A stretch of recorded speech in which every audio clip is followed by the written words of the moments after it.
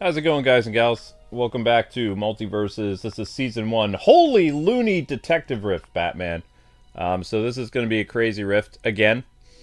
Somebody wants to come in, feel free. We're going to try to do 2 rifts in one today, actually, because they're smaller.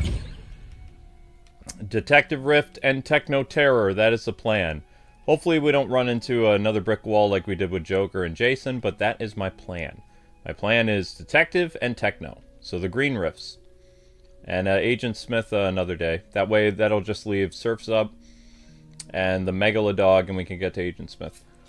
But let's jump into this. There's no actual cutscene or anything like that for Looney, so... Which is a shame. I was kind of hoping that all the riffs would have, like, really cool intros. And don't worry about the musical interlude. That'll be cut out later. We start streams, especially when we are at, like, dangerously low levels and we need the channel to stay alive. I have been doing this now for 2 days where I play, like, a little bit of music, you know, at the beginning. The only problem is when we cut this stuff out, the chat does disappear. So make sure you guys leave a comment because later tonight, the chat window will not be here on playback. Can't be helped. It's not a perfect system, but I will be editing out the 15 minutes of music, so. Also for copyright reasons as well. The music stuff, if you're interested, that is from my video game album that I did with my friend Chris Holan many, many years ago. I haven't played the drums since, but I was the person playing the drums in the music that you guys heard for the Batman medley, as well as the Batman Return of the Joker Stage 1 NES cover. So that's the music that I usually play on my Be Right Back stuff, is from my video game cover band, which was called Use the Whistle, which was a Zelda reference. But anyway, let's jump into this. I forgot to send somebody an invite. I can send Icy Monkey, whoever wants in. J-Cat. Ah, Icy Monkey wants in. Okay. Alright, let's do this. It really says, Holy Looney Detective Rift Batman. Yes. That should be an exclamation at the end. Bam. Start 18 minutes. Detective Rift. Alright, hey Gasser, how's it going? You finished all the Looney riffs today, Gasser? That's amazing, dude. That is absolutely astounding. Alright, so we're mostly going to stick to the green. If we end up doing red, maybe we'll do some red, but we're going to stick with the green for now. Alright, cool. Let's go, Icy! And we're going to have to bring the volume down quite a bit, considerably. Honey, you can cook fish if you want, or you can do whatever you want.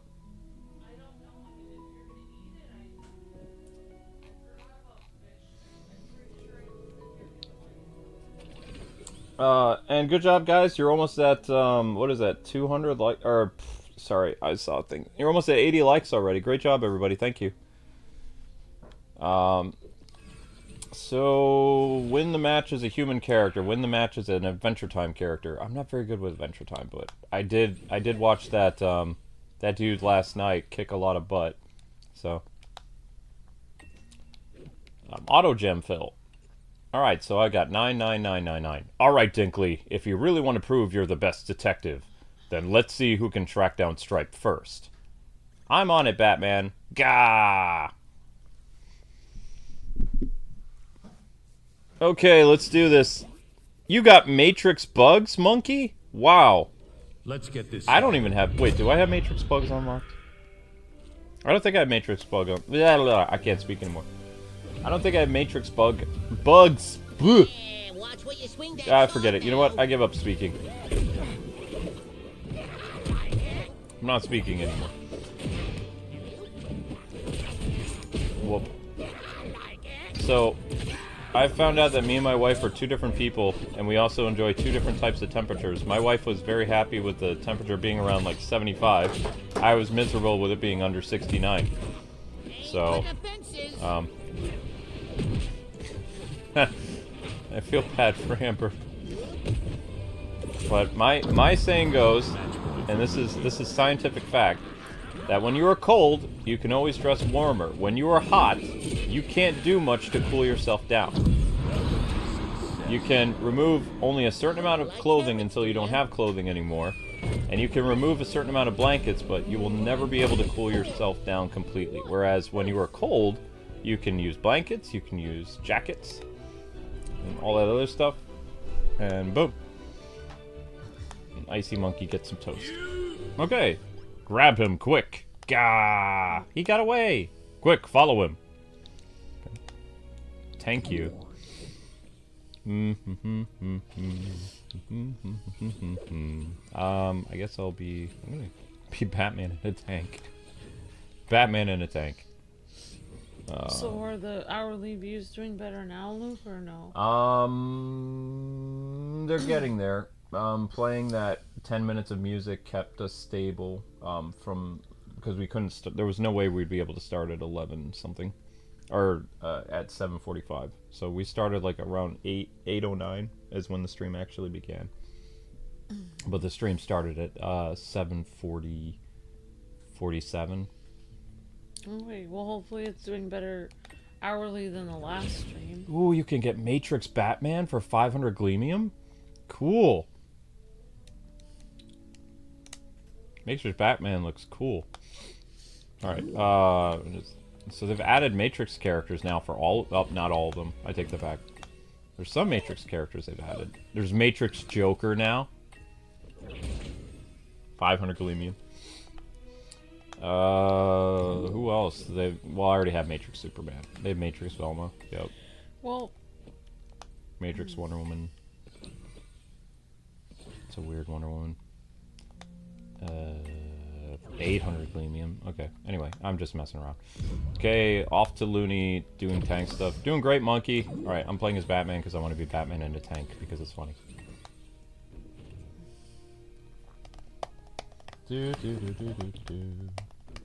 Great job, guys. You're almost at 80 likes already. Way to hustle. Let's get this started.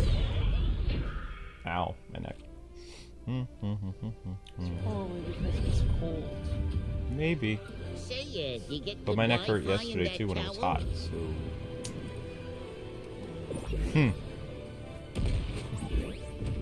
Batman in a tank. Actually, it really goes Batman in a little tank. Hey, Batman in a little tank.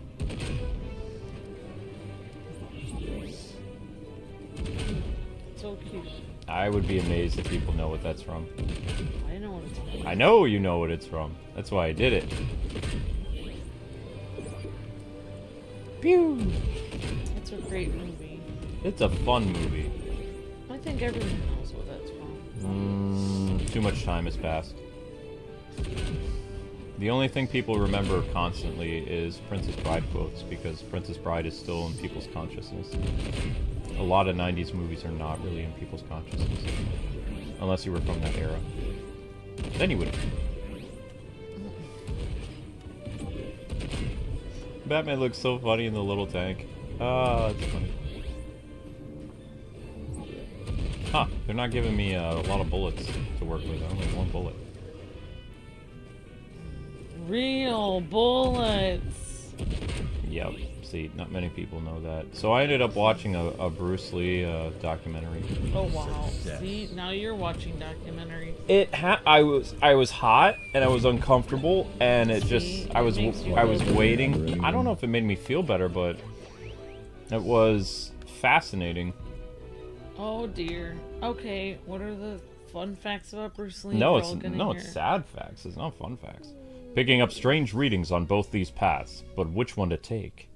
Looks like it's time for this detective showdown to really kick it up a notch. As my friend Fred always likes to say, let's split up, gang. Jinkies! Jinkies. Oh no. So what was sad about Bruce Lee's life? Well, he died, for one. Well, I mean... Okay. Yeah, that was very sad. We're gonna switch it up a little bit because, I don't... Well, I mean, we can do Wonder Woman. It doesn't matter to me. Hi, Marion. Hope you're having a great day. Hi, everyone in the chat. Win the match with a detective. That's Batman. Animated Batman. Yoink. Jinkies! I hear Batman has proclaimed this to be a detective showdown to find Stripe first. It's so oddly charming when he gets competitive. Wonderbat. Wonderbat. Whoa, whoa, whoa, whoa, whoa, whoa, whoa, whoa, whoa. Wonderbat. That's right, Wonderbat. So the documentary was about the death of Bruce Lee, pretty much. Wow, And that's disturbing. yeah, it was a YouTube documentary, though. It was a 20-minute video. And basically, they were doing everything from talking about how Bruce Lee was killed by the mob, how he was killed by a jealous side piece, or I thought he died in the hospital because he just like overexerted himself or something. no, he didn't overexert himself. Bruce Lee had an allergy to aspirin. According to Chuck Norris, Bruce Lee, because he was very close to Chuck, like they were like almost like brothers. They were thick as thieves. In fact, when Bruce Lee's son died, it nearly destroyed Chuck Norris because he promised Lee that he would look over his son.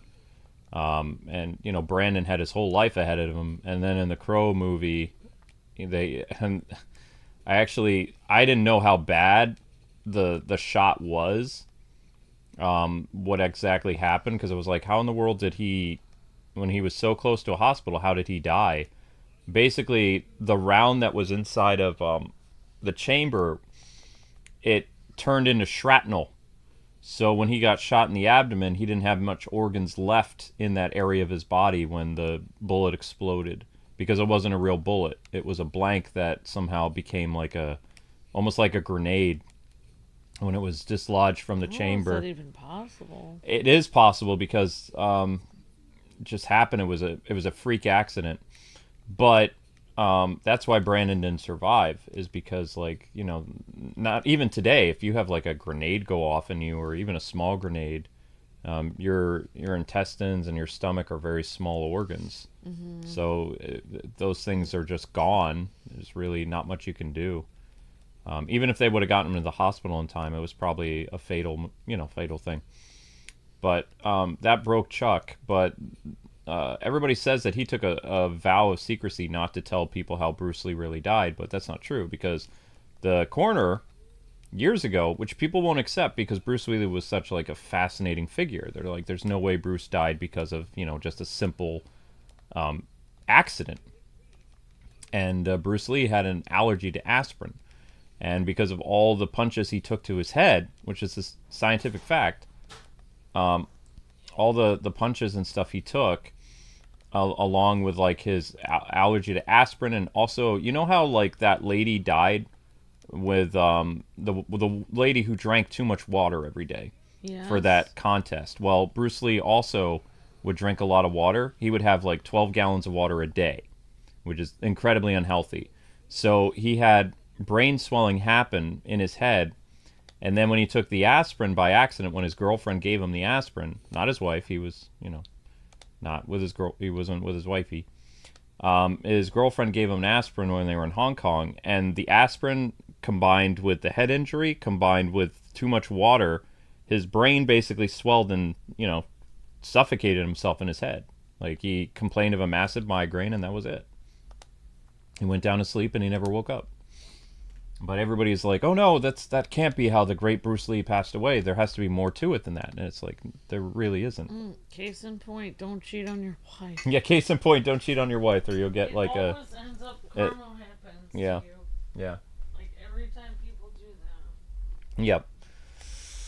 But even I was even reading people in the comments, and they were like, no, that can't be. It had to be the mob got him and they poisoned him or something like that. It's like, Bruce Lee never pulled his punches in his movies. He took real hits to the face.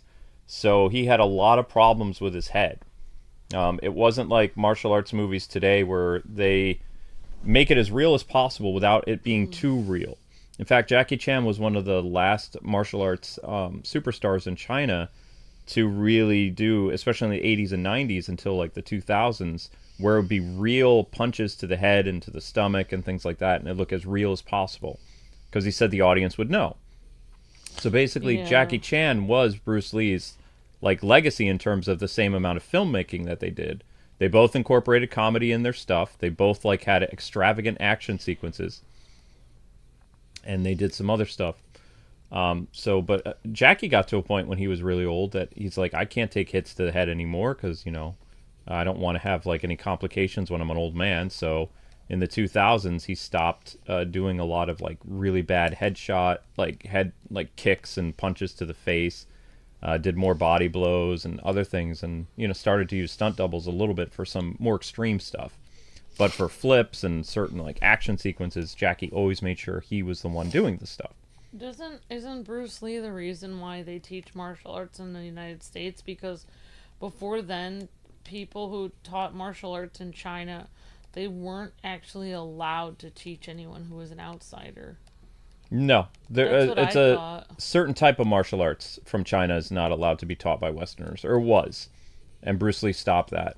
And Bruce Lee also created his own Jeet Kune Do like martial arts. But Chuck Norris and Bruce Lee in the 60s, Chuck was already a karate master, and he was not Bruce Lee's student. Bruce Lee and Chuck met at a karate tournament where Bruce Lee was there to show off his brand of martial arts, but he was not competing because Bruce Lee never actually competed in a real martial arts tournament. And the reason why he wanted Chuck Norris is because, bragging rights. If he could beat Chuck Norris in a movie, it would look really good because Chuck Norris was the reigning world champion in the world because of, what do they call it? Touch-based martial arts, like the very, like not street fighting, but real, tournament-based martial arts. Chuck was number one in the world. Oh, wow. And Bruce would always joke with him, like, you may be number one in the world, but he says, I am a street fighter and I am all this other stuff. So he was like, I want you to be in my movie. And Chuck's like, why? So he can beat me? So you can beat me? And then, Bruce Lee smiles really big and he's like, yeah. He says, I'm going to kill you in the movie.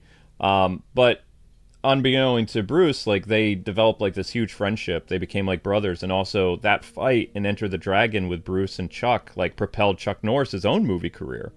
And, when Bruce Lee was gone, Chuck Norris started to fill in the gap of, like, that martial arts stuff. And then more martial artists started popping up in the late 70s and early 80s. So... Who do you think was... Well, he never competed with Chuck Norris, then. They sparred together, but Bruce... Even Chuck said Bruce beat him all the time. But Bruce never competed? Bruce never competed in a world martial arts tournament, no. That's kind of weird that he didn't. He never did it. I don't know why he didn't. He just never did it. Win the match as a detective. Maybe he was afraid, like... No, he wasn't afraid of anything. He wasn't afraid of anybody. He would challenge anybody. He just never... He didn't like touch-based martial arts tournaments, which was... Or tag-based. So, street fight, anything goes, right? In martial arts tournaments, it's all based on certain hits. Like if you hit somebody in the head or you hit somebody in the stomach, you get a point. It's point-based martial arts. So Chuck was number one. Awesome. Professional karate, professional martial arts, Chuck Norris was number one. Bruce Lee was a street fighter, and he was a person who basically took all kinds of martial arts and combined it into like a Swiss Army knife. So he wanted to incorporate so many different aspects of martial arts, jiu-jitsu, taekwondo, Muay Thai, whatever, into like his own brand of martial arts that basically incorporated speed instead of strength and muscle. So it was a very fast-paced style that was also very powerful based on the speed of the strikes. He learned from his teacher in China. Yes. Don't get me wrong, this detective showdown to find Stripe is all good fun, but I also don't like to lose. You can die from too much water, says Chad. Yes. Let's get this started. Yeah, but I thought it's only if you don't go to the bathroom or something. No, you can die from too much water. So Bruce Lee, he was very... Scum like this never lasts long.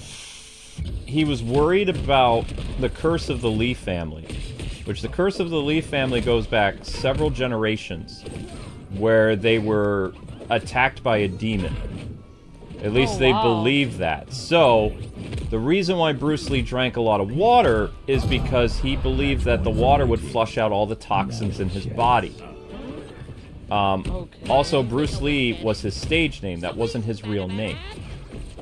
His real name, his parents changed when he was a child because they were trying to fend off the monster that would kill the Lee family when they were in their 30s. Like, most Lee men, going back to a certain point, either before World War They II, all died at 30. they all died before the age of 33. What year? How old was Bruce Lee when he died? 32. Oh my god. His son was 28. Target. So do you think the demon killed him? I think that the superstition, along with, like, the risks that he took and the aspirin that... If he didn't... Chuck Norris believes that if Bruce Lee didn't have the aspirin from his, like, mistress, when he was recovering from... He was filming The Game of Death, which was the last movie that Bruce Lee ever made. In fact, they finished it post-mortem. If he hadn't have taken the aspirin, he would have suffered a really bad headache, and he probably would have had the water poisoning, which they could have taken him to the hospital, and they could have, you know, drained him of all the water that he drank. But what happened was he was having a swelling of the brain from the water, the water toxin, because he had too much water in his body, which was causing him to have headaches. Plus, again, he had brain damage from all the kicks he took to the face for a decade. Real kicks. I'm not talking about, like, faint kicks. Like, real kicks to the head.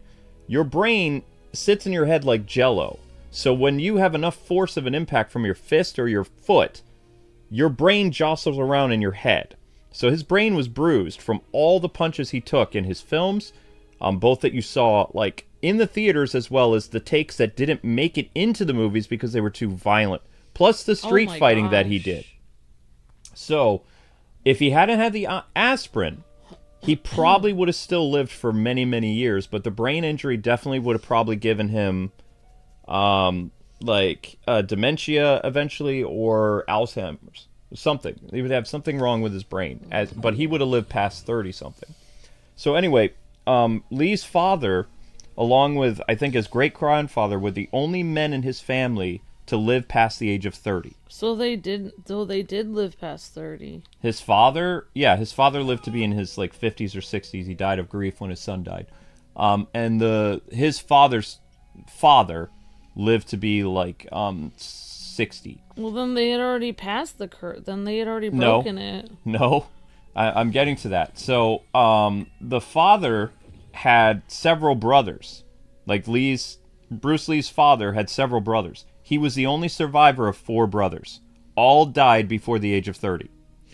Where did they hear about this demon that was killing them? They were cursed by a sorceress or something in China, like during some dynasty, like the Li family. Because 1,000 years ago? 1,000 years ago, yep. Why were they cursed? Because they stood with the Emperor of China at the time. Or wait, no, I think they actually... they stood with the emperor that was being replaced by another emperor. And so they were branded as traitors, and then before they were executed, their family line was cursed. Oh, they were cursed and then executed? Oh my gosh. They were cursed. So their family line was cursed, and then they were executed. Yes. So then the curse would have fallen on their kids if they were... Right, the wives that were pregnant and stuff like that. It was on their kids or something. Yeah, their bloodline. And That's now crazy. And then all of the people were right, but the Lee line is over now. Like Bruce Lee, I don't believe Brandon had a child. He had a fiance and he was getting married, and he was a rising star in Hollywood. And they were actually going to get married when the Crow movie released, but he died during filming of the movie, so I don't believe she was with child. So there is no heir to Bruce Lee through Brandon. Like the line is over. Like that line, he has cousins. And the cousins still technically are part of the Bruce Lee line. And there's a couple men that are past the age of 40 now. But there are still, it's weird, there are still people in the Lee family that some of them still die before the age of 30 because probably they're paranoid. Or, the curse might be real.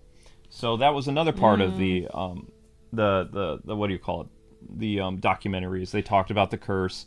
And the freaky thing is, before I continue, right before Brandon Lee died, there was a documentary about Bruce Lee that was called The Dragon. That was a 90s movie. And in the movie, Bruce Lee is fending off a demon to protect his son, like at the cost of his own life. Like in his mind, he's having an inner struggle, and he's preventing the demon from getting to his son. But 2 days, I think it was a day before that movie released, Brandon died.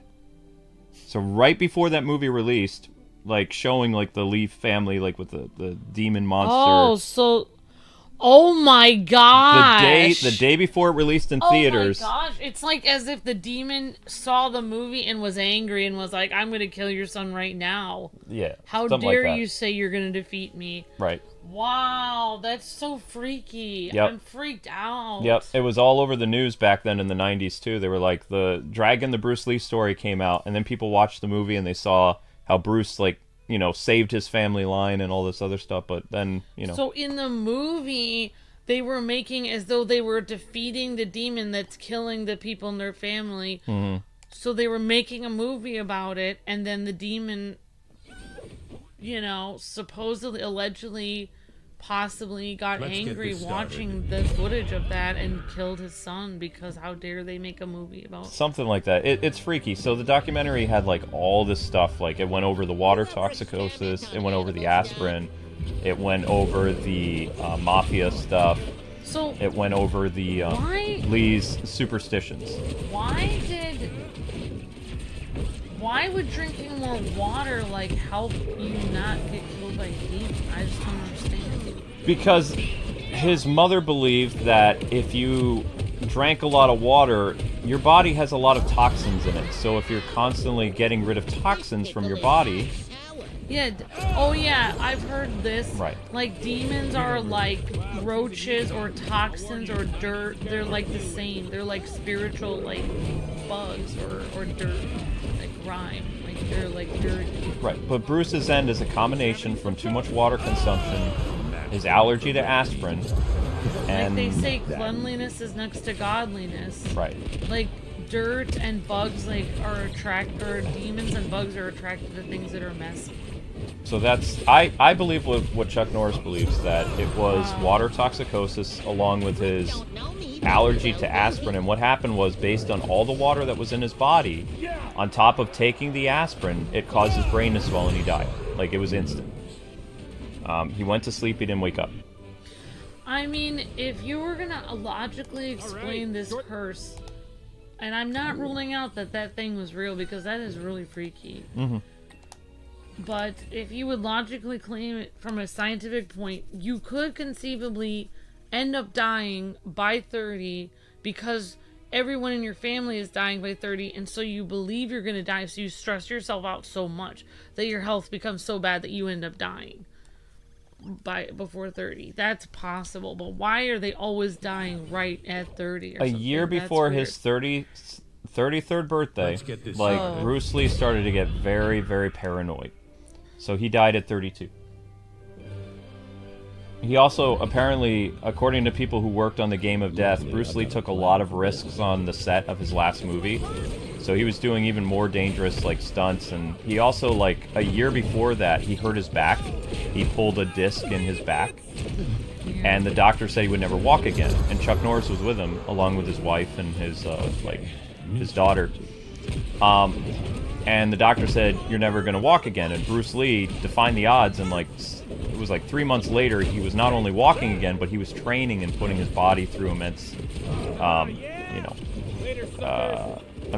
strain. So how he hurt himself and how he tore the disc in his back, which was, again, a very experimental surgery back then.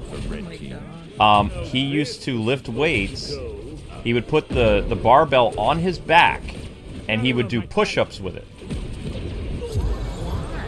And not only would he do push-ups with it, but he would also, like, put the bar on his back, and then he would, like, tilt his body so that his legs were, like, doing, like, some type of, like, very strenuous exercise. And he would do that every day. So he was... After his back was broken? No, before. That's how he broke it. So he took the barbell, he had it on the back of his neck, and he had it there, and then he would do all kinds of dangerous exercises with it, and that's how he tore the disc in his back.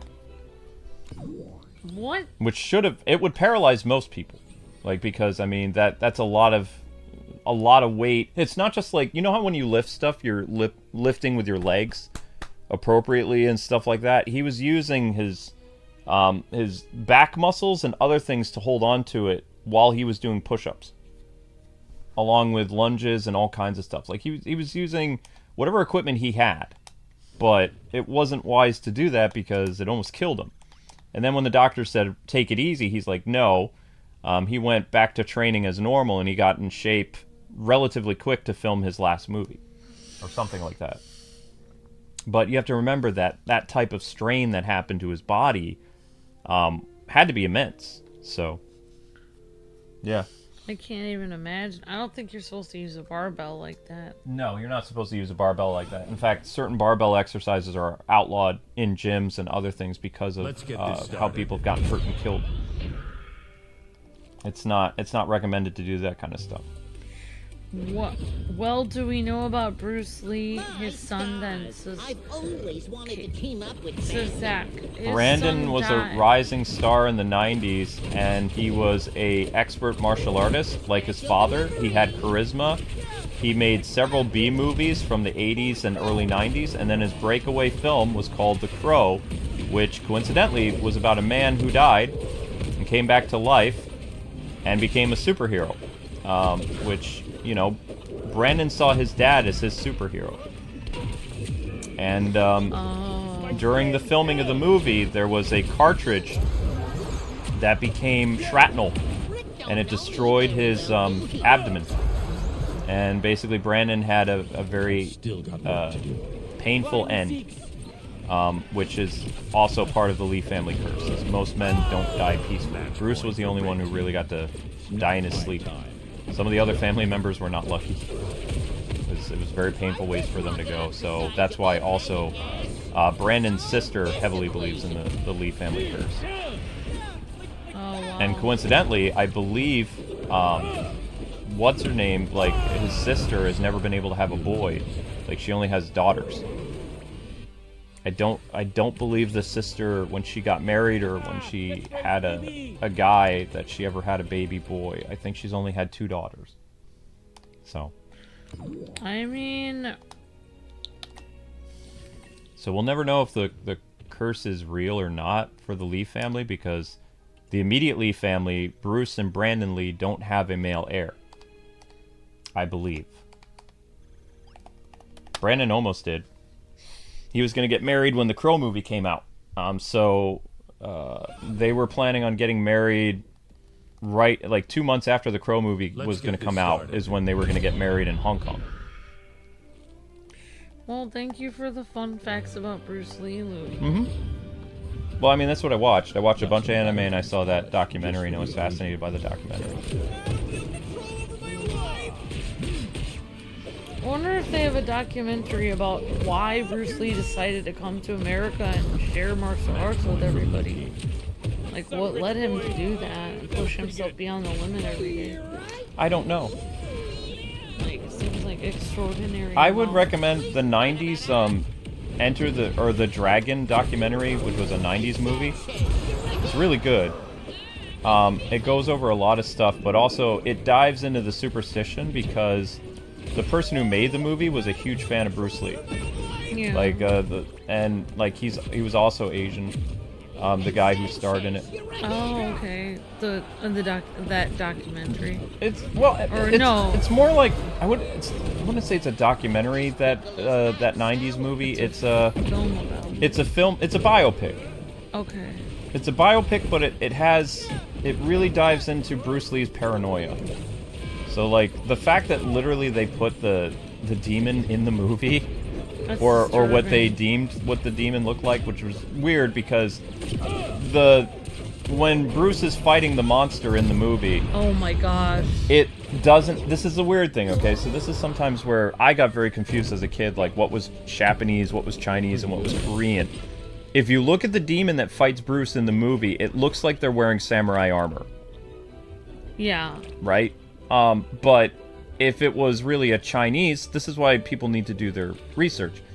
If it was really a Chinese warrior, it would look more like one of those stone warriors from China. Like, samurais and those warriors, those stone warriors, had different types of armaments, and they also had a different look to them. So, that's the only thing that looks a little weird when you watch the movie. It's like, why is a samurai attacking Bruce Lee? He's not Japanese. And that's the movie that Bruce Lee made, or that's the movie that his... That's the movie a distant relative made with permission from the Lee family, that was going to release around the same time as The Crow in 1993.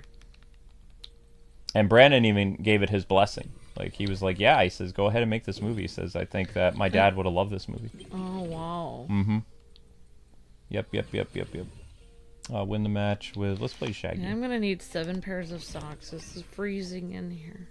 Well, I put the air conditioner at 68, 69, so. Jinkies! Looks like the trail leads into this infinite void, full of platforms and targets. Good luck in there, Jinkies!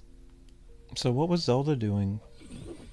She just knocked over a thing of garlic powder. Let's get this I started. don't know. She knocked over garlic powder? It wasn't open. Okay. Oh wow, you guys are already at 100 likes. Next like goal is 120. That is the question. Whoops, I don't know why I just tried to beat up Icy there. Sorry, Icy. Yep, and then I ended up finding that anime that was super adorable. I don't know. I don't know, Zach. I don't know all about which kid was older Take a whack at of it. Bruce Lee's kids. I think Brandon was older, but I don't know. No, Brandon died at 28. Bruce died at 32. Oh, it's staying between Brandon and he had a daughter, so she The must daughter have been was young. oldest. Oh. The daughter was the oldest. Brandon was a little baby when Bruce died. Brandon was like 4. Oh, so he grew up without his dad. His daughter was... his daughter would have been... If he was 4, his daughter would have been 10, I think. So that's interesting that he ended up learning martial arts even though his dad wasn't even around. He learned martial arts from...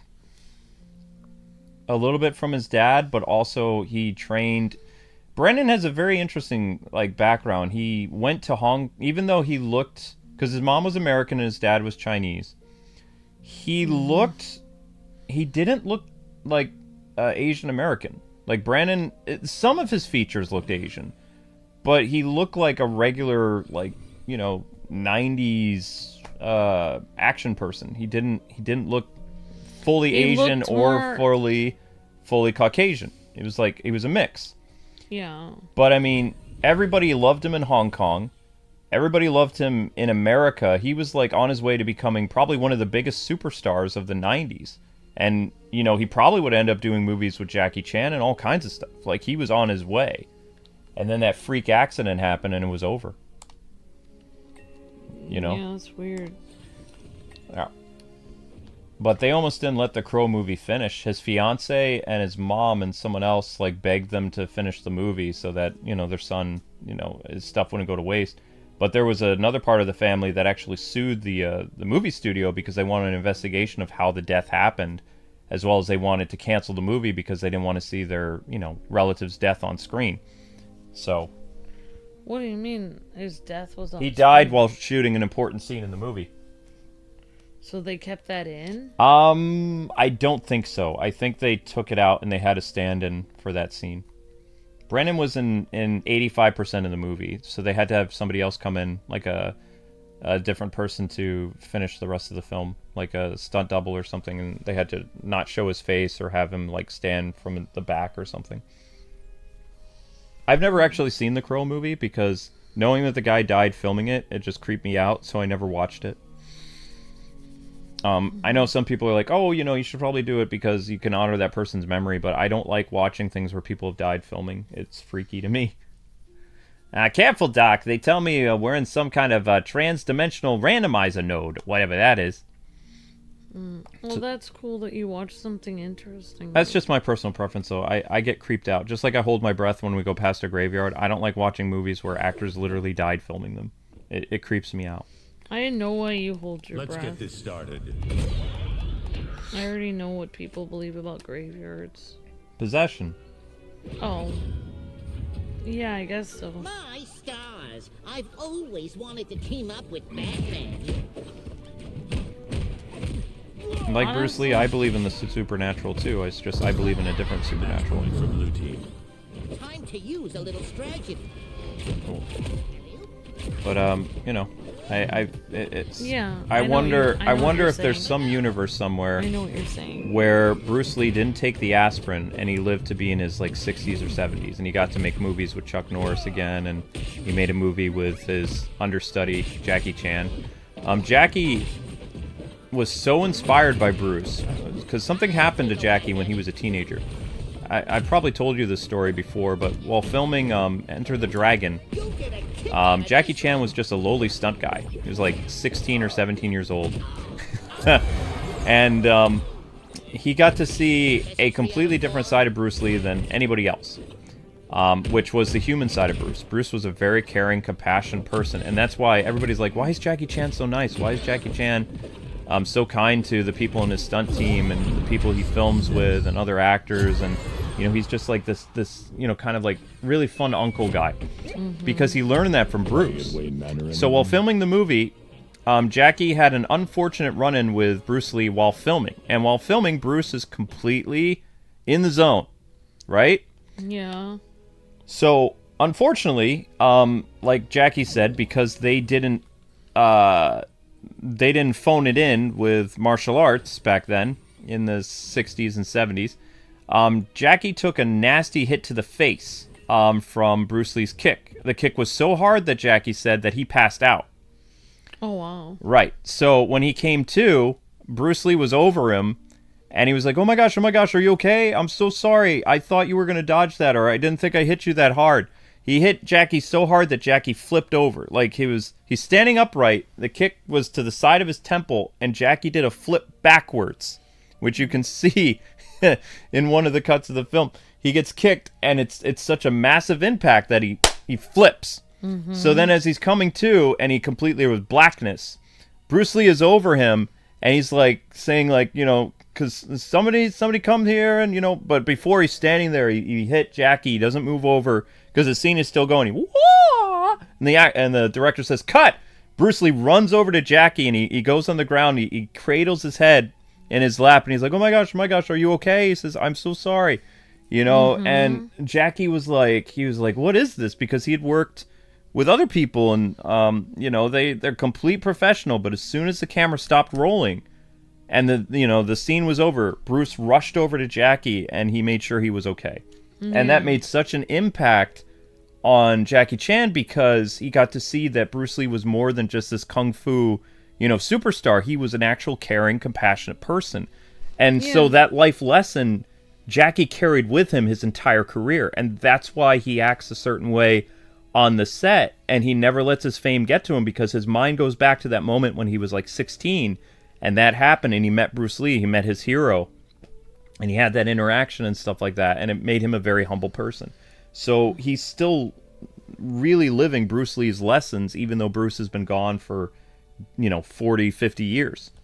He still carries that with him, like more than any other person that he ever worked with. Like that was a very defining moment of Jackie's life, that kick to the head. I mean, not everyone would just like go up and right, like, especially some people wouldn't even say I'm sorry, because they would probably be afraid the person would sue them. Well, that was before lawsuits back then. That was you couldn't touch celebrities back then. They could get away with murder, basically. Oh, wow. Some of them did. I can't believe you let that little scale stain get away. Did you see which way it went? Why should I tell you? You'll just get him to get away again, or something. All right, moving on. So yeah, that's Let's get this that was the started. documentary I watched, and it was pretty good. The YouTuber did a good job, actually. Jackie Chan tasted Bruce Lee's Tatsumaki Senpukiyaku, says Chad. No, it was Chad. It was a roundhouse kick. It wasn't like it would be cool if Bruce Lee invented that. If he invented the tornado kick. It was just a very powerful roundhouse kick. So Silver Sonic says the Crow has his face painted, so it was easier for a stunt double to take his place in the scenes they needed to. Yeah. All the scenes before he became the Crow were already filmed. Yep. But it's still creepy. I've never seen it.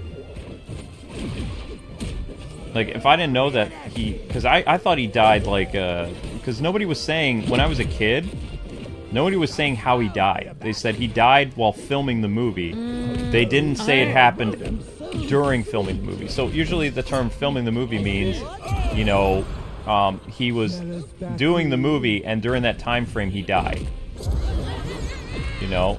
So it wasn't until, like, I think it was like a year or two later that it hit the news that he actually died on set. Because they kept it very, very hush-hush, very quiet. So that they could finish the movie, and then there was all this other stuff going on. But when I found out that he died while making the movie, like actually filming it, he died there, and they didn't actually help him, like, I was horrified. Because I was like, no, I don't ever want to see that. Because the movie, I was standing there, I had just gone to Mr. Pete's, and I saw that he was getting the crow, and I was like, oh wow, that's Bruce Lee's son. Because I was a big Bruce Lee fan when I was a kid. I enjoyed Chuck Norris, Jackie Chan, Bruce Lee. I used to watch those movies because my dad was a huge Bruce Lee fan. My dad became a martial artist because of Bruce Lee. Yeah. Along with most people who were, you know, teenagers or kids in the 70s, like, they were really inspired to get into martial arts. And in the 80s, that just cemented that even more because of, you know, people like Chuck Norris and Jean-Claude Van Damme and all these other people. But my dad started taking martial arts in the mid-70s because of Bruce Lee. Oh, you forgot your gems? Sorry, Icy Monkey. Icy Monkey says, after a few rounds, I'm going to take a small break from Multiversus. Yeah, of course.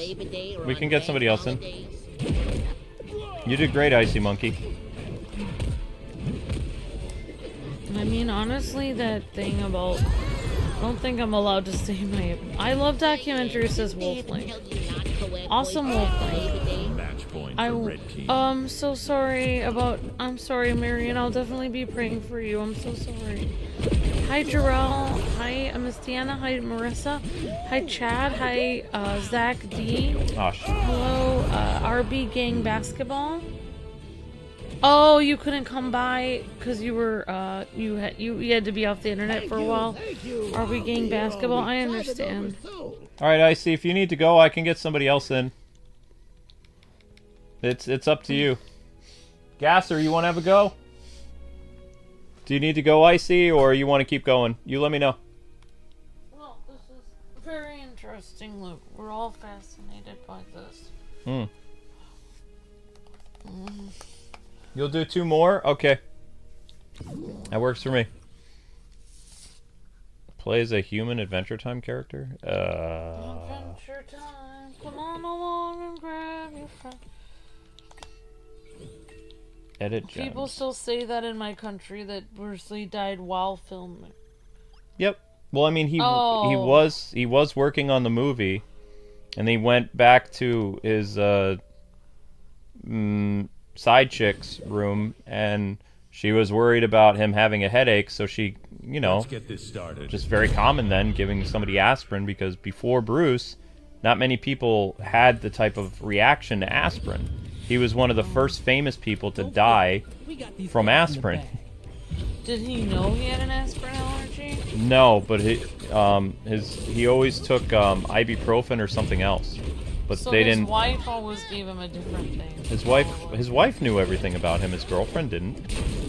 His girlfriend was just, you know, they met on set of that movie, and he was away from his family.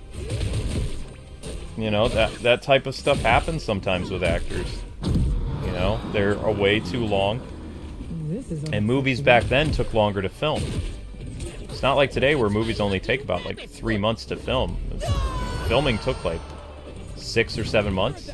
So he was away from his family and his young, his like 2-year-old son and his like 9 or 10-year-old daughter. Something like that. And his family couldn't come with him. They were still in California.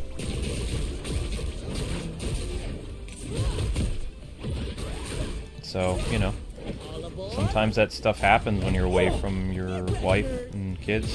That's why if I was a star, I would bring my family with me. I'd be like, all right, we're going to go to this country and we're going to be here for like 3 or 4 months filming, so let's go. Just take everybody with me. Match point for red team. Be vacation time. I think that would be a good idea because it's less temptation. Less temptation, exactly. Get a kick out of this one. Yep.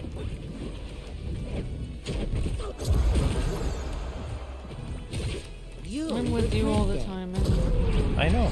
I can never get away from him. I try. You run faster than me. There's no escape.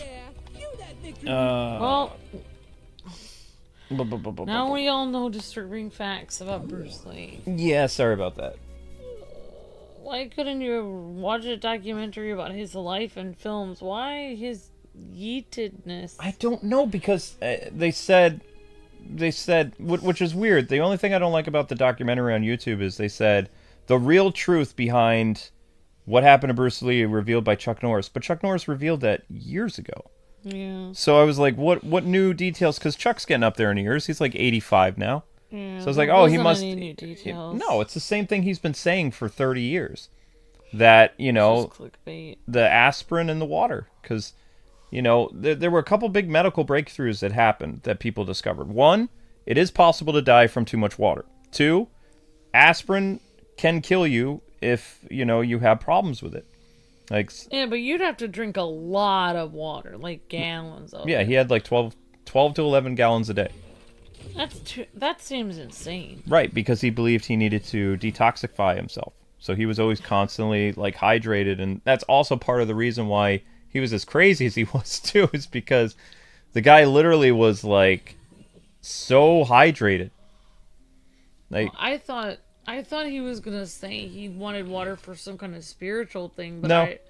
It's literally just to detox his body. But when you see his interviews now, where he's like, "Become water, my friends," it brings up a whole. You realize new... that he really did become water. He really was water, yeah. When you go, he didn't mean it figuratively. He meant I am water. When you become water, you become the cup. You are the cup. You need to be like water, my friends. Yes, so he was way too much water.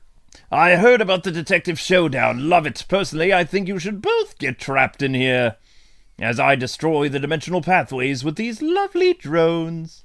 Quick, defend that crystal. Oh, wow. Chuck Norris is the same age as your grandma, Miss Tiana? Wow. Yeah, but Chuck looks 60. That's the freaky thing. Have you guys seen what Chuck Norris looks like right now? That's what Miss Tiana said. I thought he was like in his 50s or something. No. He's 80. He might be older than Biden, actually.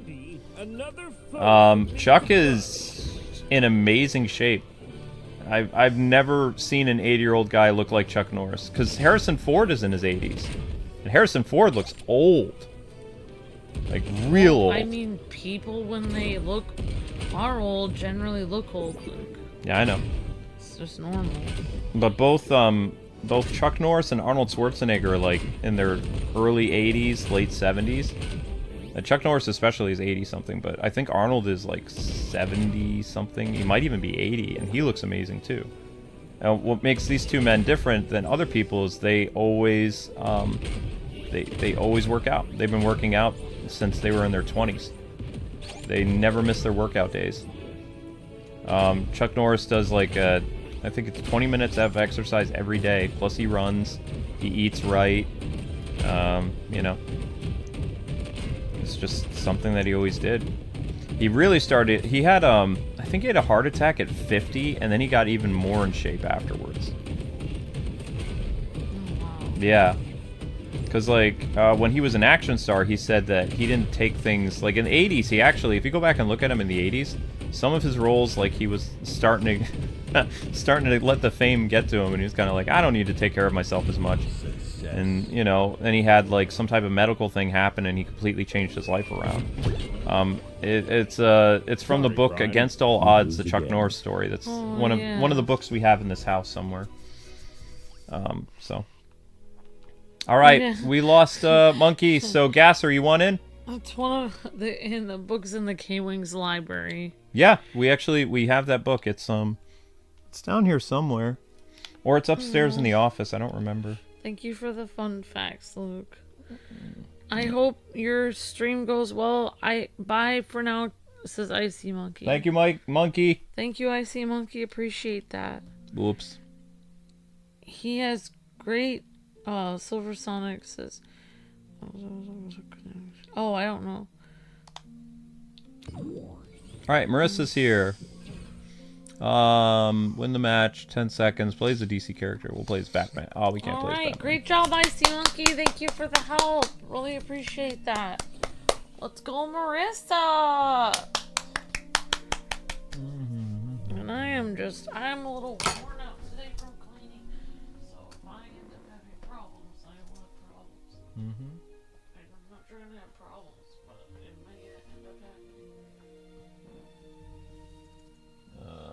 Well, you've worked a lot of the NBA. I'll blame Looney's documentary for what he was. Really? I thought it was fascinating what I was talking about. I was even explaining it in a fascinating way. I can't talk about it because I'm not trying to talk about the creepy thing that's killing all the people in his family. Ooh. Luke! Please. I'm gonna shut the window. Right now. Oh my gosh. I am freaked out. Boogaboo! Luke, please. Booga booga booga. Luke, don't say that. It's probably an evil thing to say. Yes, dear. It probably means something bad in another language. Oh, Deanna has, or not Deanna. I'm freaked out. Marissa has Agent Smith. Good job, Marissa. Honestly, I can't say this on the mic, but it sounds like that demon thing. I will warn you, because there's I no won't way hold back. that's not a Mm-hmm. everyone was dying in What's this? Right, but I think that also based on the paranoia that all those men had too, also led to some unfortunate accidents because they were too overly worried about it. Like Bruce Lee thing could have been if he would have drank a little less water, and he wouldn't have had brain swelling and migraines, and if he hadn't had the aspirin, he wouldn't have died. It's like if you got a fortune cookie that said you're gonna die today, and everywhere you go, you're freaked out, thinking a bird's gonna kill you or a truck's gonna run over you, and you keep freaking out and looking for ways that you could die. Eventually, you'll probably get so stressed out, you'll end up being in a horrible accident because you're so freaked out about dying that you end up having an actual self-fulfilling prophecy where you end up actually dying because you're so stressed about what it says that you can die. Oh, speaking of that, I saw a new anime, another one last night that it's the most, you know how there's like this whole like setup about being transported to another world, and people are like, how in the world do people end up getting to another world? Oh my god, why does it matter? They brought back a trope and combined it now that makes so much sense. So, for the most part, you know that anime characters end up being sent to another world because they get hit by Truck-kun, right? What if I were to tell you that Truck-kun now has a new role where he's hired by the deities of whatever universe they go to ram into people so that by being hit by Truck-kun, they're literally teleported to the next world? Like, the truck shows up and sends people into alternate Earths or alternate places. And they Alternate reality. yeah, because no one can explain how Truck-kun just shows up and randomly realm. hits people. So now they're like, we're gonna take that weird fad from like 10 years ago or 15 years ago in anime, where trucks would randomly just show up and hit people and kill them. And now the truck is going to be literally the transportation device of sending people to another world. So whenever you see a truck now, like anime fans are like, oh my gosh, it makes so much sense. So Truck-kun is responsible for being the teleportation bridge that sends humans into other worlds. So if you get hit by a truck in anime now, and you end up being, brought into another world, then you were brought there by Truck-kun. Mr. Luke, also everyone in my family looks younger than they are, says Miss Deanna. That's cool, Deanna. My Aunt Martha's 80 right now, and I thought she was around my parents' age. Wow. Oh, wow, Miss Deanna. Wow. That's cool. Da, da, da, da, da, da. Da, da, da, Oh, da, Shannon. Thank you, Silver Sonic. So Shannon Lee is the sister of Brandon. Wow, there is a Matrix banana. She's a Silver Sonic was saying she does martial arts too. Of course she does. Everyone in the family did martial arts except for the mother. Because martial arts, I challenge people. I think martial arts is very good to do. It's good for your body. It's good for your soul. It's good for learning self-discipline. It's good not just for self-defense, but also it's a great life habit. It's I wouldn't say it's a religion. It can be. But it gives you good, healthy habits. Like, it's good for blood circulation. It's good for muscle mass. It's a type of exercise, as well as it's a way that you can learn to defend yourself. It teaches good like things about self-respect and honor, as well as like discipline. So all those things are very important key aspects of martial arts. So I think that more people should do martial arts. If more people did martial arts, the world wouldn't be as crazy as it is right now because people are too self-absorbed. They're very selfish. They're very undisciplined. What you're saying is martial arts isn't just physical activity. It also is like a code, like a night code or something like that. Kind of, yeah. A little bit. Okay. I can't believe you let that little scale stain get away. Did you see which way he went? Why should I tell you? You'll just let him get away again. And this is Marissa helping us out. Thanks, Marissa. You're amazing. I completely forgot that if you're an Adventure Time character, the banana is an Adventure Time character. Yep. So all these times you're like, play as an Adventure Time character. It's like, I don't want to. I could have easily played as a banana card who I'm somewhat decent with. Oh. Yeah. Yeah, banana card is cool. Banana card's fun. Banana! Go, bananas. Go, bananas. Yeah. This, no offense, but a lot of generation of late, like the me generation, the ones who are like right now, a lot of them don't have discipline and they don't respect authority. They're kind of like the hippies of the 60s. And what changed for a lot of people in the 70s, martial arts was a big thing that was becoming like a universal concept. And more people were doing it, and they were becoming better people. So I think if we somehow went back to, what was happening before, where more and more people were being introduced to that, the world would be a better place.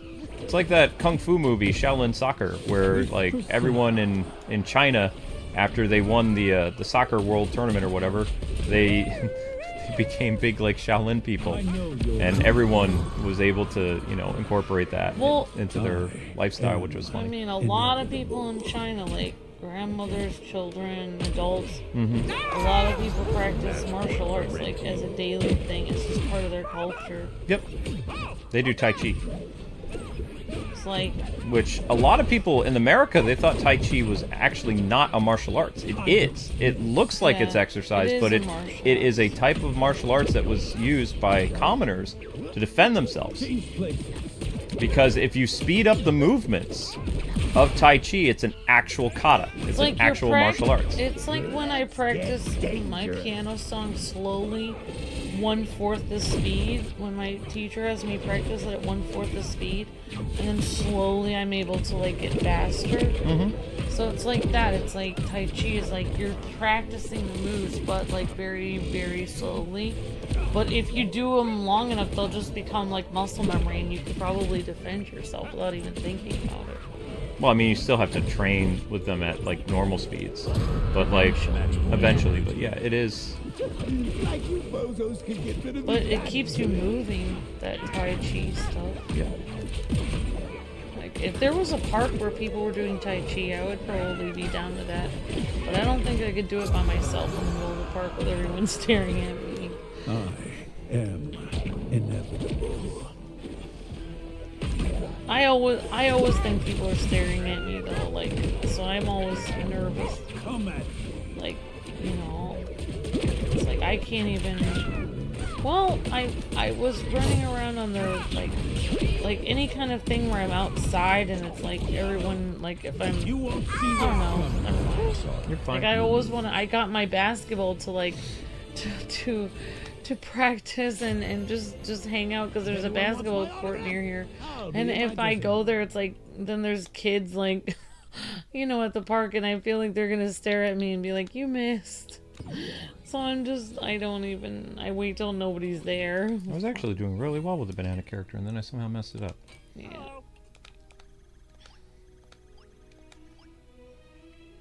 And Marissa, this is a Yep, okay, you got it. Yeah, this is red gems. Red gems now. Let's get this started. Batman is a master of all martial arts. Yes, he is.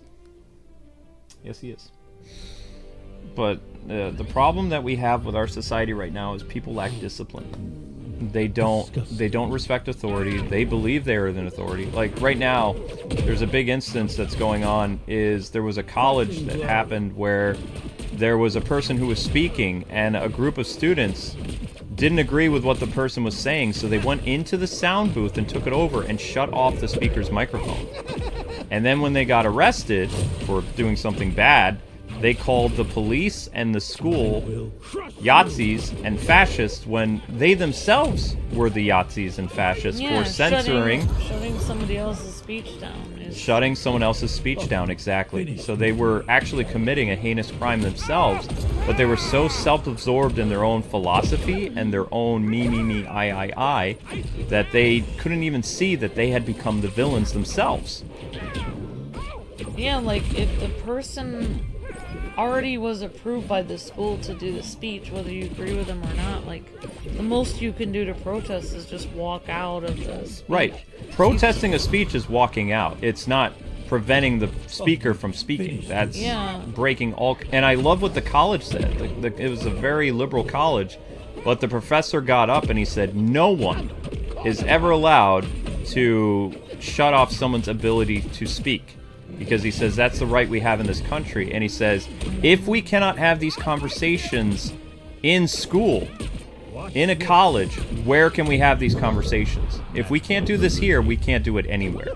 So he says, you know, you can't do that. That's what college originally... I was reading something about that, and colleges actually came from somewhat from Greek society, where the whole idea was of a college was a place in which you talk about ideas and discuss them. Yep. That's literally what college is supposed to be. It's discussing ideas about how people should live, you know, how the world should be conducted, you know. So it's like that's the only place you can really talk about that kind of thing. That is really well. That whoever it was, that was a good thing he said. Well, basically, the people who try to censor us and destroy our channel, they're fascists. Like, because they prevent our ability to speak when they do that to us. So they're not on the side of righteousness, they're on the side of evil. You know? No matter what somebody says, like, companies, like, if a speaker is there and you prevent them from speaking, you're no different than a vile, wicked, evil person. Because only evil people, like if you were in North Korea, they would go into the sound booth and they would, you know, take over the sound and they would prevent the speaker from speaking. But in America, we don't do that. I believe that's not an American thing. That's a third world country dictatorship. That's what that is. So, it's horrible that this is what we're witnessing now with some of our college students are completely cuckoo for Cocoa Puffs. I can't beat this with the banana, so I'll have to bring in Batman, unfortunately. I tried. I wanted to do what it says, beat with Adventure Time character, but I can't. I don't know why. I keep getting these things in my feed where basically I keep getting these suggested videos where, like, oh, I'll read the super chat. Thank you, Miss Deanna. It's no different from the... Oh, I don't know very much about that. I don't really watch the news very much, but thank you for the super chat.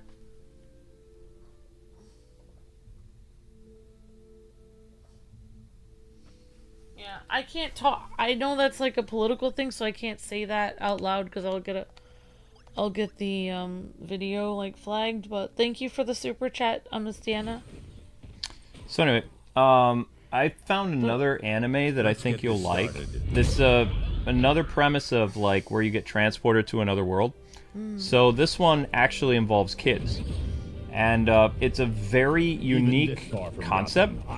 And this was something, again, I watched last night when we were like really, really hot, you know? And there was nothing for me to do because I just could not be downstairs. So I watched this on my phone.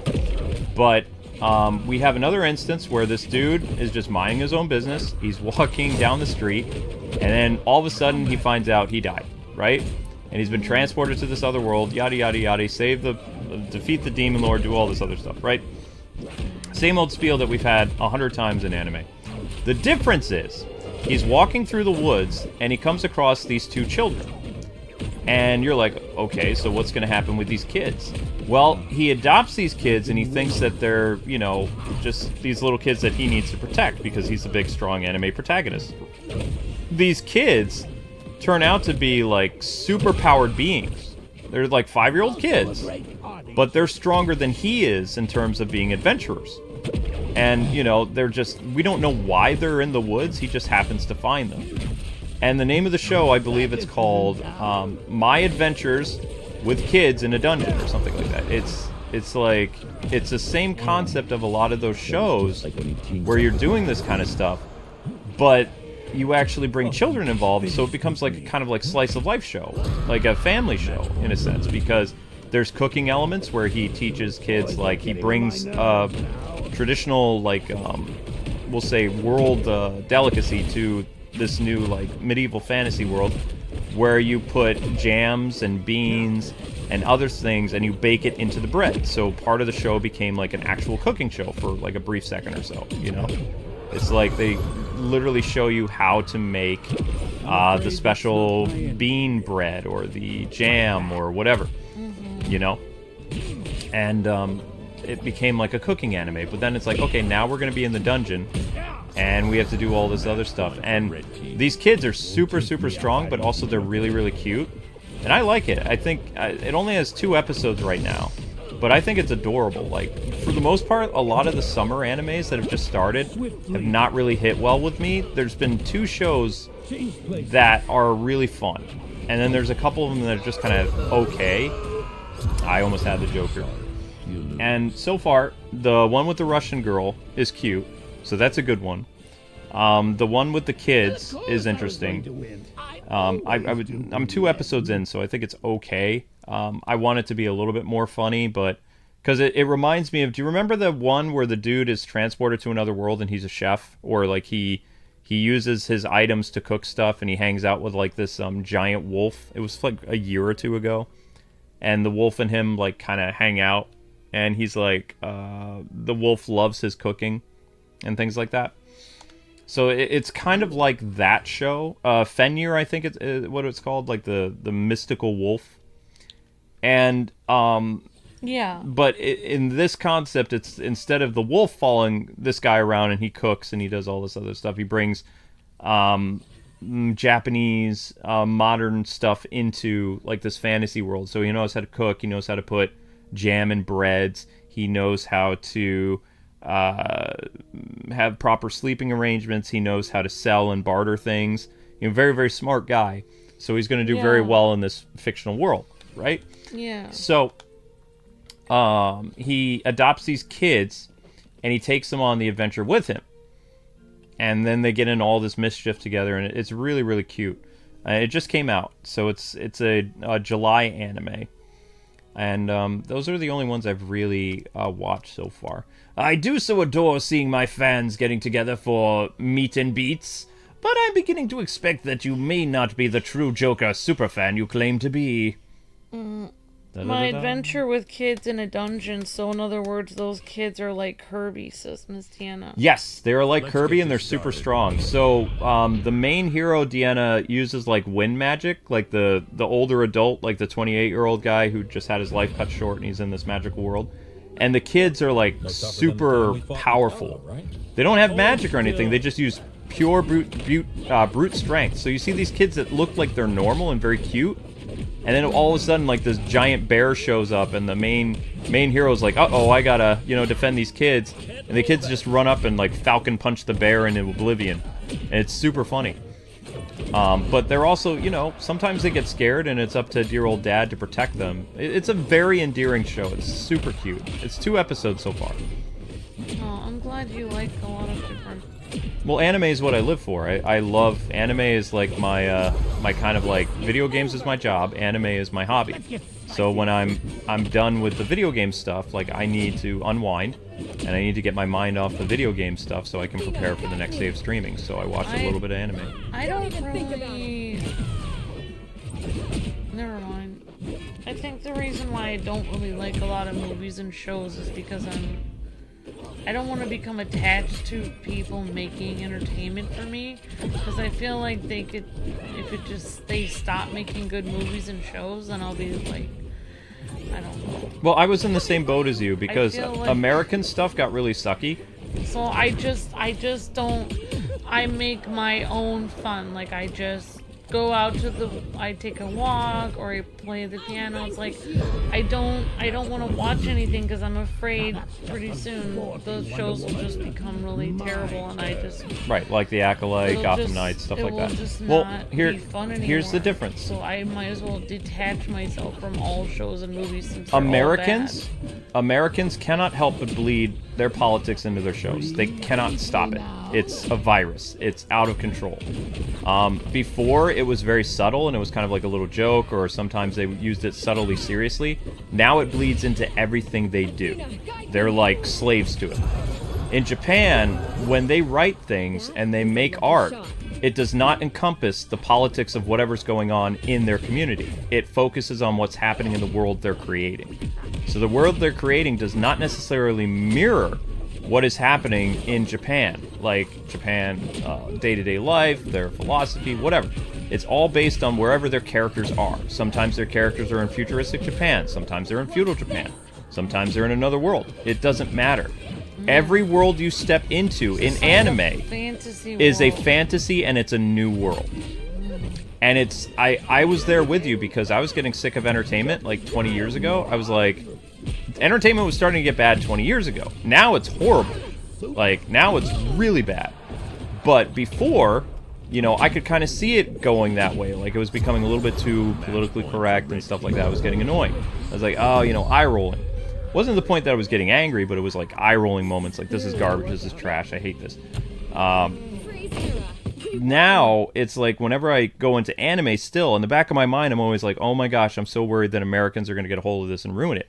But every time I'm worried about that, as every season starts, because I watch brand new spring anime, summer, fall, winter, every time, even though the anime is very short, like 12 episodes, 20 episodes, and it's over, my biggest problem is I grow to attachment to the characters that I meet. And then after the 12 or 13th episode, some of them are gone forever. You never see them again. Alright, I did like that anime about... It's hard for me to find an anime I like because I still think that no matter what country they're writing from, I don't trust like anybody. I don't want to get attached to something somebody else made. It's like then I'm dependent on somebody else for my entertainment. I don't know. I'm trying to explain this to you though, okay? Okay. So I grow attachment to these characters. Sometimes the authors are very good at writing, even though it's 12 episodes, sometimes they're very good at writing an open ending that you're kind of like, okay, I'm at peace because I know what's going to happen with these characters, or that the adventures could continue. And then sometimes you get a very concrete ending that's very satisfied, and the series is over, and you're like, okay, how am I ever going to, you know, move on from these wonderful characters I met? And then the next show starts, and it starts all over again. It's for me, it's a wonderful feeling because every season, in my heart, I still have all these precious like moments and characters that I met from these different shows. But then, you know, that chapter is closed, and sometimes they come back like after 10 years. Sometimes they don't, and I get introduced to new characters, new worlds, new interests, new things. What if you watch 3 shows of an anime that's 20 minutes to 30 minutes per episode, and you're 3 episodes in, and you kept thinking it would get better, but after 3 episodes, you just wasted an hour and a half, and then that could happen for 20 different animes, and then you waste much time. It does happen sometimes. I have a 3-strike policy with animes. If I am not hooked from the anime either by the first episode or the third, I'm done with that anime. I'm not interested in it. If it cannot hook me within 3 episodes, and most usually takes me 2, I'll explain the second one because there's actually an anime that did this to me. Batman, what are you doing here? I'm here to break up this little fan club before it can even get off the ground. Fight me for me, my adoring fan. Okay, so there's this anime. I just started. I did not like it. I did not like the first episode. It ended on a cliffhanger, so I needed to see how it ended. I'll tell you the premise. So the premise is you have these kids on a bus. This child, as a teenager, was abused by his mother and father. Like, physically abused, like harmed. They hated their kid because their kid made their life hard.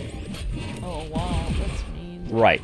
So he grew up... Well, wasn't that their decision to mental Right, child? let me finish. So he grew up and became a nice guy in his high school, right? He became, like, He's smart. He's good looking. He has this horrible past, like very, very scarred past. And, you know, he did everything he could to become a good person because his parents are trash. Okay? So, you think that the show is going to be kind of like this guy dealing with his inner demons, and it's a school anime. And then all of a sudden, during the field trip, these kids are transported into another world. They meet a goddess. They go through the whole spiel, blah, blah, blah. You have superpowers, you have this, you have that. And it's like, okay, I understand where this is going. At least I thought I did. Then, when he goes up to the crystal ball and he puts his hand on it, and it finds out that all his powers are weak, everyone in his class turns against him and calls him trash. They say all the horrible things that his parents said to him. Oh, wow. And the goddess plans on executing him because he is average. It doesn't matter if he's a nice guy. It doesn't matter if all this other stuff. You know, he has very limited magic. He has no stats. He's a loser. In their eyes, he's a loser. So he gets sent to this dungeon where losers are, or failures are supposed to go to die. So that it doesn't, you know, it doesn't ruin the reputation of people being summoned from another world. Oh my gosh. Right, and his girlfriend is horrified because she is an S class and he is an F class. And he's taken away in front of her. She tries to save him, and the goddess, like, gut punches her. Like, knocks her out, and he gets teleported to this place where basically he has to fight all these monsters that could easily kill him. Now, the only magic he has in his arsenal, because he's new to this world, is poison, sleep, and paralysis. Like, he can paralyze people. So, because of his will to survive, the episode ends on a cliffhanger with him, like, literally breaking down mentally. Like, because he's going back to where he's, you know, regressing to his childhood where he's a loser and his parents hated him and, you know, all this bad stuff happened because he was born. So he had all this terrible stuff happen. So, long story short, he ends up conquering this dungeon. He went to the dungeon with only a skill of level 1. He leaves the dungeon with being level 1030. And the only skills that he has is poison, paralysis, and sleep. But he upgraded his spells so much that no one can beat him. And he only has these 3 spells. So not any spell like fire or Nope. attack spell. No other spells. No attack spells, no nothing. No swords, no shields. He only has sleep, paralyze, and poison. And I saw the first episode and I was like, okay, it ended on a cliffhanger. I kind of want to see how this guy gets out of here. Because, you know, the character's relatable. He's nice. He's got a tragic past. He's an interesting main character. You know, he seemed like a typical nice guy, and, you know, he was going to be a nice guy in another world, and it's kind of like, okay, been there, done that. Yeah. But they changed it. They put the whole concept on its head, and he lost everything. He lost his girlfriend. All his friends betrayed him. The goddess who summoned him tried to kill him. He's all alone. Yeah. And then he ends up escaping the dungeon, and then it ends on another cliffhanger. So I'm now 2 episodes in, and I'm kind of hooked, because it's like, I want to see if this gets happier for the guy, because there's been 2 episodes of really dramatic, intense stuff. Like, 2 really intense episodes. Yeah, I made the mistake of watching a Korean drama in which a girl and a guy ended up getting locked somewhere together, and so everyone thought something bad happened, and then basically what happened is she was forced to basically marry him, and he was horrible to her, and he was super rich and she was super poor, and basically she had to like scrub the floor and do all this stuff for him, and he would always yell at her, and then he would like go out with other girls and stuff, and he'd be like, yeah, you're my like wife at home, but I can do whatever I want or whatever. He was so mean to her, and I was just like, and then I kept watching it for a long time, and I was like, it never got any better. It was just so mean. The whole time it was just ruthlessly cruel. Like, it just, maybe, like, I don't know if it was a movie or a show, but it's like, yeah, I realized there's a difference between Korean dramas and Korean dramedies, because the dramas are, like, really sad. Like, I think that whole show was supposed to be sad. Like, she was just being mistreated the entire show. Yep. So it's just exactly Chad. His only powers is at the moment he just has like status effects. So he was deemed useless. Let's shift But now, he's a level 1000 with only those 3 spells, but those spells are powerful enough to destroy anything. Even with the basic spells, like you paralyze person, then you poison, and you put them to sleep, and when they die, you get all their, you level up. So how would they die from being paralyzed and poisoned? What do you think poison does to you? Poison slowly kills you. Oh, I get it. So you paralyze them so they can't move, and then you poison them. Bingo. And then you put them to sleep. And then eventually they'll die in their sleep from poison. Right. Oh my gosh, that's dark. Yeah, and then as they're dying, he's doing like this whole monologue in his head, like, am I still human because I'm causing all this suffering, and I'm no different than a demon lord in one of my video games. He says I'm causing immense pain and misery to these things that are trying to kill me, but then he rationalized these things are just monsters. But when he comes across a human and he has to use it, then he starts breaking down because, you know, he didn't think he would have to do that to actual humans. Aren't they trying to eat him? Yes, it's a thing of survival. So, Yep. it seems like a dark premise. Like, I feel right, like it's a little bit dark. It's incredibly dark. Also, like the fact that both of his parents were like hurting him, that's pretty messed up. Well, there's usually you need at least one that's not. In the second episode, what they do is he didn't become a good person on his own. Like, he was actually saved from his abusive parents by his aunt and uncle. His aunt and uncle rescued him and brought him into the light. They took him away from the bad parents and got the bad parents arrested. Yeah. And the reason why he became such this, like, great kid in high school and stuff, and, like, you know, everybody liked him and things like that, is because he had, like, a good upbringing from his aunt and uncle. Yeah. Yeah. Which, you don't find that out until the second episode. But, yeah, I'm curious to see what happens next week. Sounds like a dark story. But the thing is, I saw the trailer online. The trailer online has a bright, happy, like, very action-oriented opening. So there's been 2 episodes that have been very dramatic, but sometimes to establish the character and all the bad stuff that happened, like Rise of the Shield Hero, has like a really bad like 2-episode arc. Like, it's just really intense. He's accused of like doing something bad to a girl that he never did when he's transported to that other world. She lied about it, and you know it was basically a thing against like the Believe All Women movement. It was Japan's way of making fun of that. So they had a hero come into this world. He's charming, he's good looking, he's a nice guy. She says that he committed like a big no-no against her, which never happened. But everybody believes her over him, and he goes crazy. Yeah. And he's tortured, and all this other stuff happens to him because of a false accusation. So basically, Japan made a whole premise based on our Me Too movement, but which the Me Too movement is crazy, a lot of it. Some of it is real, some of it is fiction. So Japan took like the more mean-spirited stuff, like Amber Heard and all this other stuff, and they made an anime from that perspective, basically. Yeah. And so the first like 2 or 3 episodes of Rise of the Shield Hero is like very psychological, very mean, and you know this guy went through hell basically, and then it's about him overcoming like everybody's like wrong perceptions and like rumors that never happened. And he rises above it. That's why it's called Rise of the Shield Hero. And not only that, as the show went on, it became goofy. So the first season is like kind of dramatic, and then the rest of the show, season 2, season 3, it kind of goes off the rails and it becomes like the third season was garbage because the third season wasn't like really intense or action oriented. It was more like a parody of itself. The second season was good because he becomes like basically a king.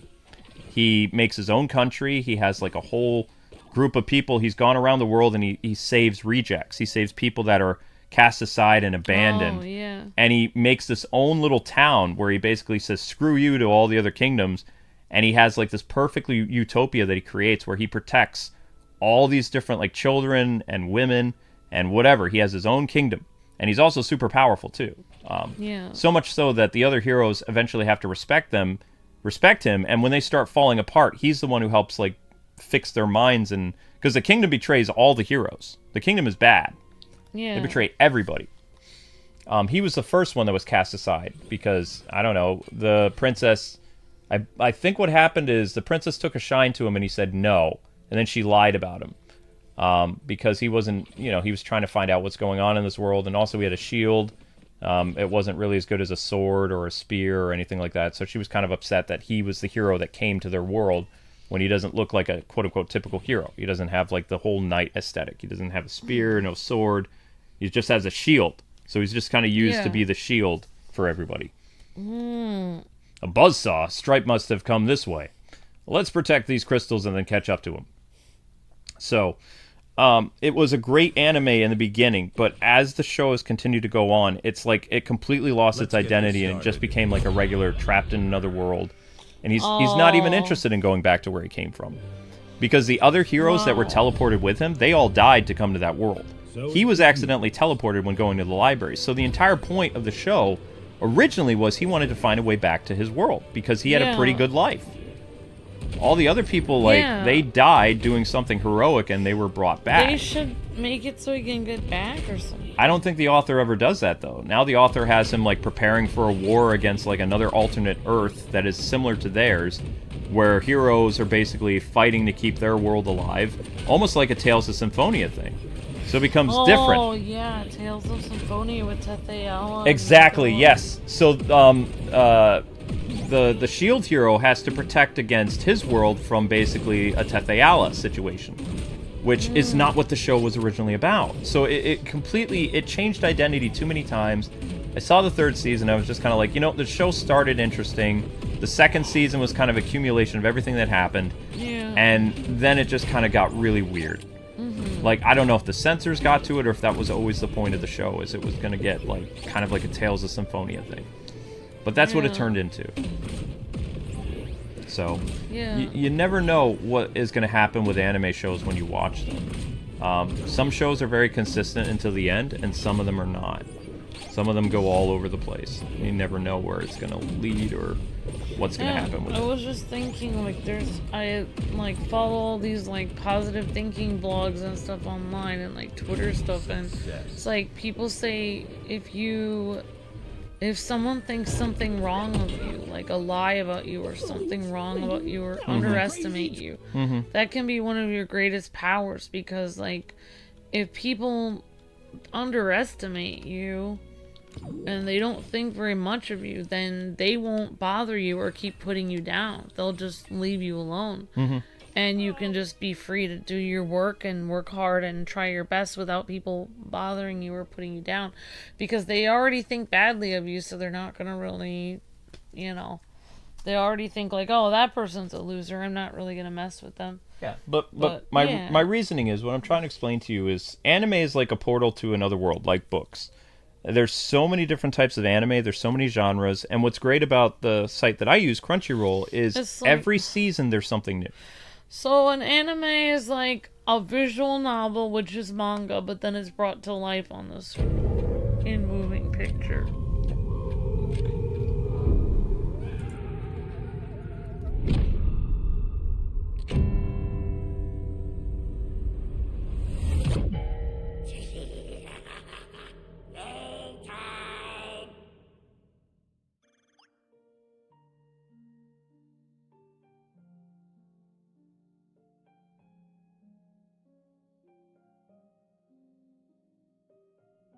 Okay, grab him. Easy, Stripe. Hand over the gem. Blah! Go away. Go away, go away, go away, go away.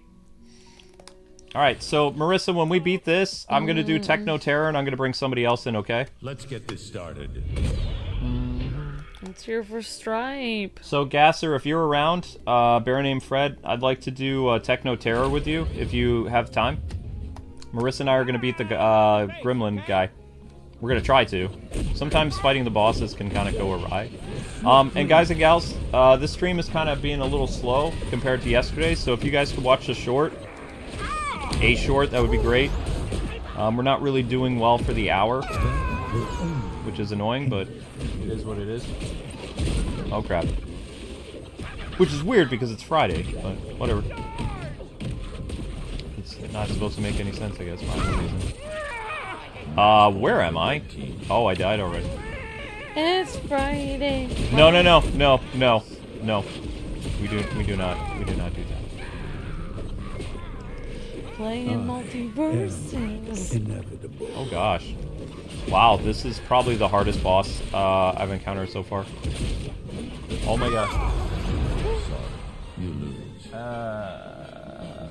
Which rift should I do?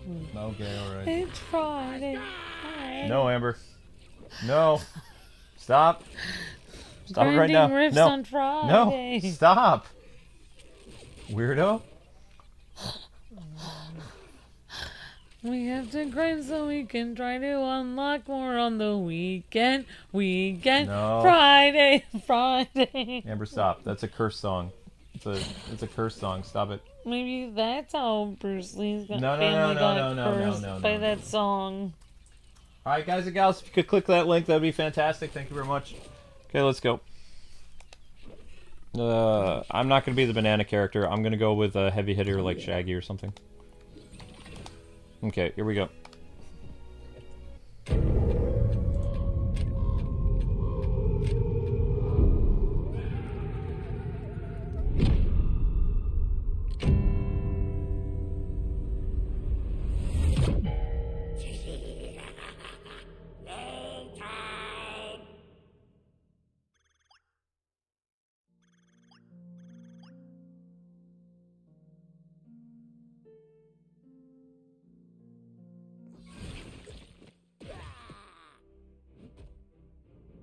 Let's get this started. Okay, here we go. I'm Shaggy this time, so hopefully this will work. No encore. We do not sing that. We are going to do the Techno Rift next, So much so... power inside of me. It's like kind of scary. Thank you, Shadow Trooper. Oh, Yeah. this is Alpha. Thank you, guys. I hope I'm weird, but actually, no, I'm just weird. Well, you guys learned 2 fun facts today. Well, actually, the last stream I talked about my fun facts about Vikings.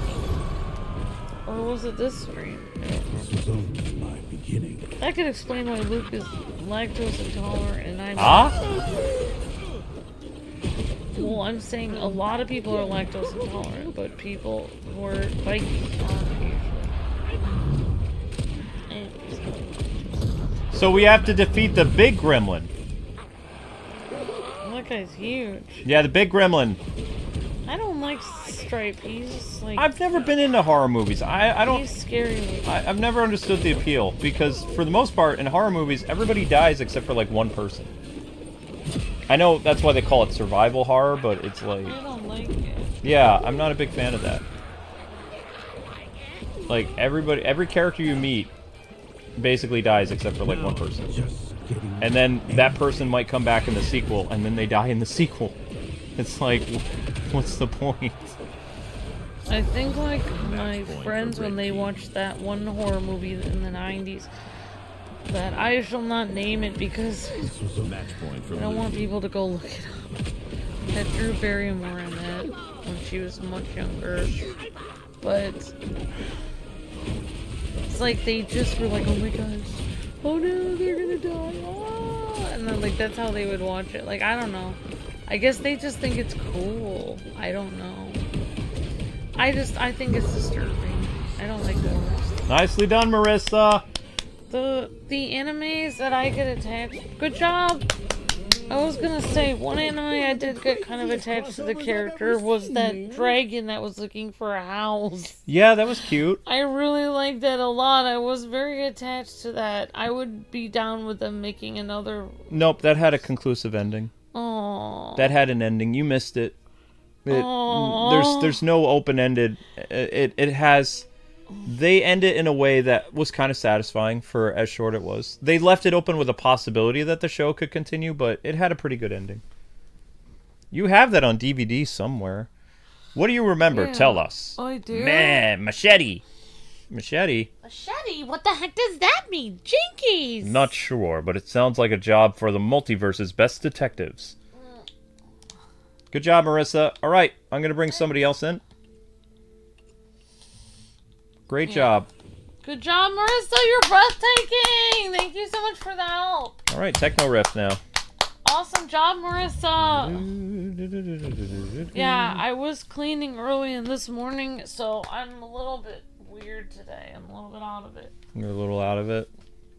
I was thinking, yeah, that's one of my favorite ones you've showed me, is the one with the, basically, I can't even remember the plot of it, but Luke showed me a really fun anime about a dragon, dragon that was looking for a house, because I guess, I don't really understand why he was looking for a house. He wanted to work for a house. Oh, I know. People are always trying to kill him because he's a dragon. Then they could get glory by killing him. Like, they could slay the beast and stuff. And he just wanted to be left alone and be peaceful and, like, hang out with birds and just have, like, delicious food and stuff. So he wanted to have a house where he could be safe and people wouldn't come and kill him. Like, knights wouldn't come and hurt him. So he went to this realtor and he was looking for different places he could go to like basically have a house. And he meets this elf along the way, and the elf like basically smites people that bother him, because the elf is like super powerful, and the elf is like, I don't know if the elf is more powerful than the dragon, but I don't know. Okay, we have to buckle down on shorts like now. Okay. Guys, we're at 10:24 for the hour. We gotta get shorts up. I'm gonna give you guys a short that I know is not being watched, and we gotta put views into the channel. Like, going to 10 o'clock at 900 views is very, very bad. Very, very, very, very, very, very, very bad. Let's see, how is this one doing? Okay, good. There's nobody watching this one, so I can keep an eye on this one. Okay, I'm gonna send you guys a link. I'm gonna need you to click on this immediately. Okay? I have no idea why we dipped down that much. This was actually a very fun stream, but we're at 1020. So it's very bad. Click this. Maybe YouTube's trying to take, I don't know what they're doing. I have no idea. It doesn't matter, but I have there's currently 0 people watching this short, so I can check on it. So guys and gals, click that link if you could, please. Don't pay attention to how many views this short has. It doesn't matter because it has 0 views right now. So I can monitor that. We cannot hit 900 for the hour or the remainder streams are ruined tonight. We're currently at 800 for the hour with 10 minutes to get it up. So we can easily cross over to the 1,000 view range because we're at we're very close to it.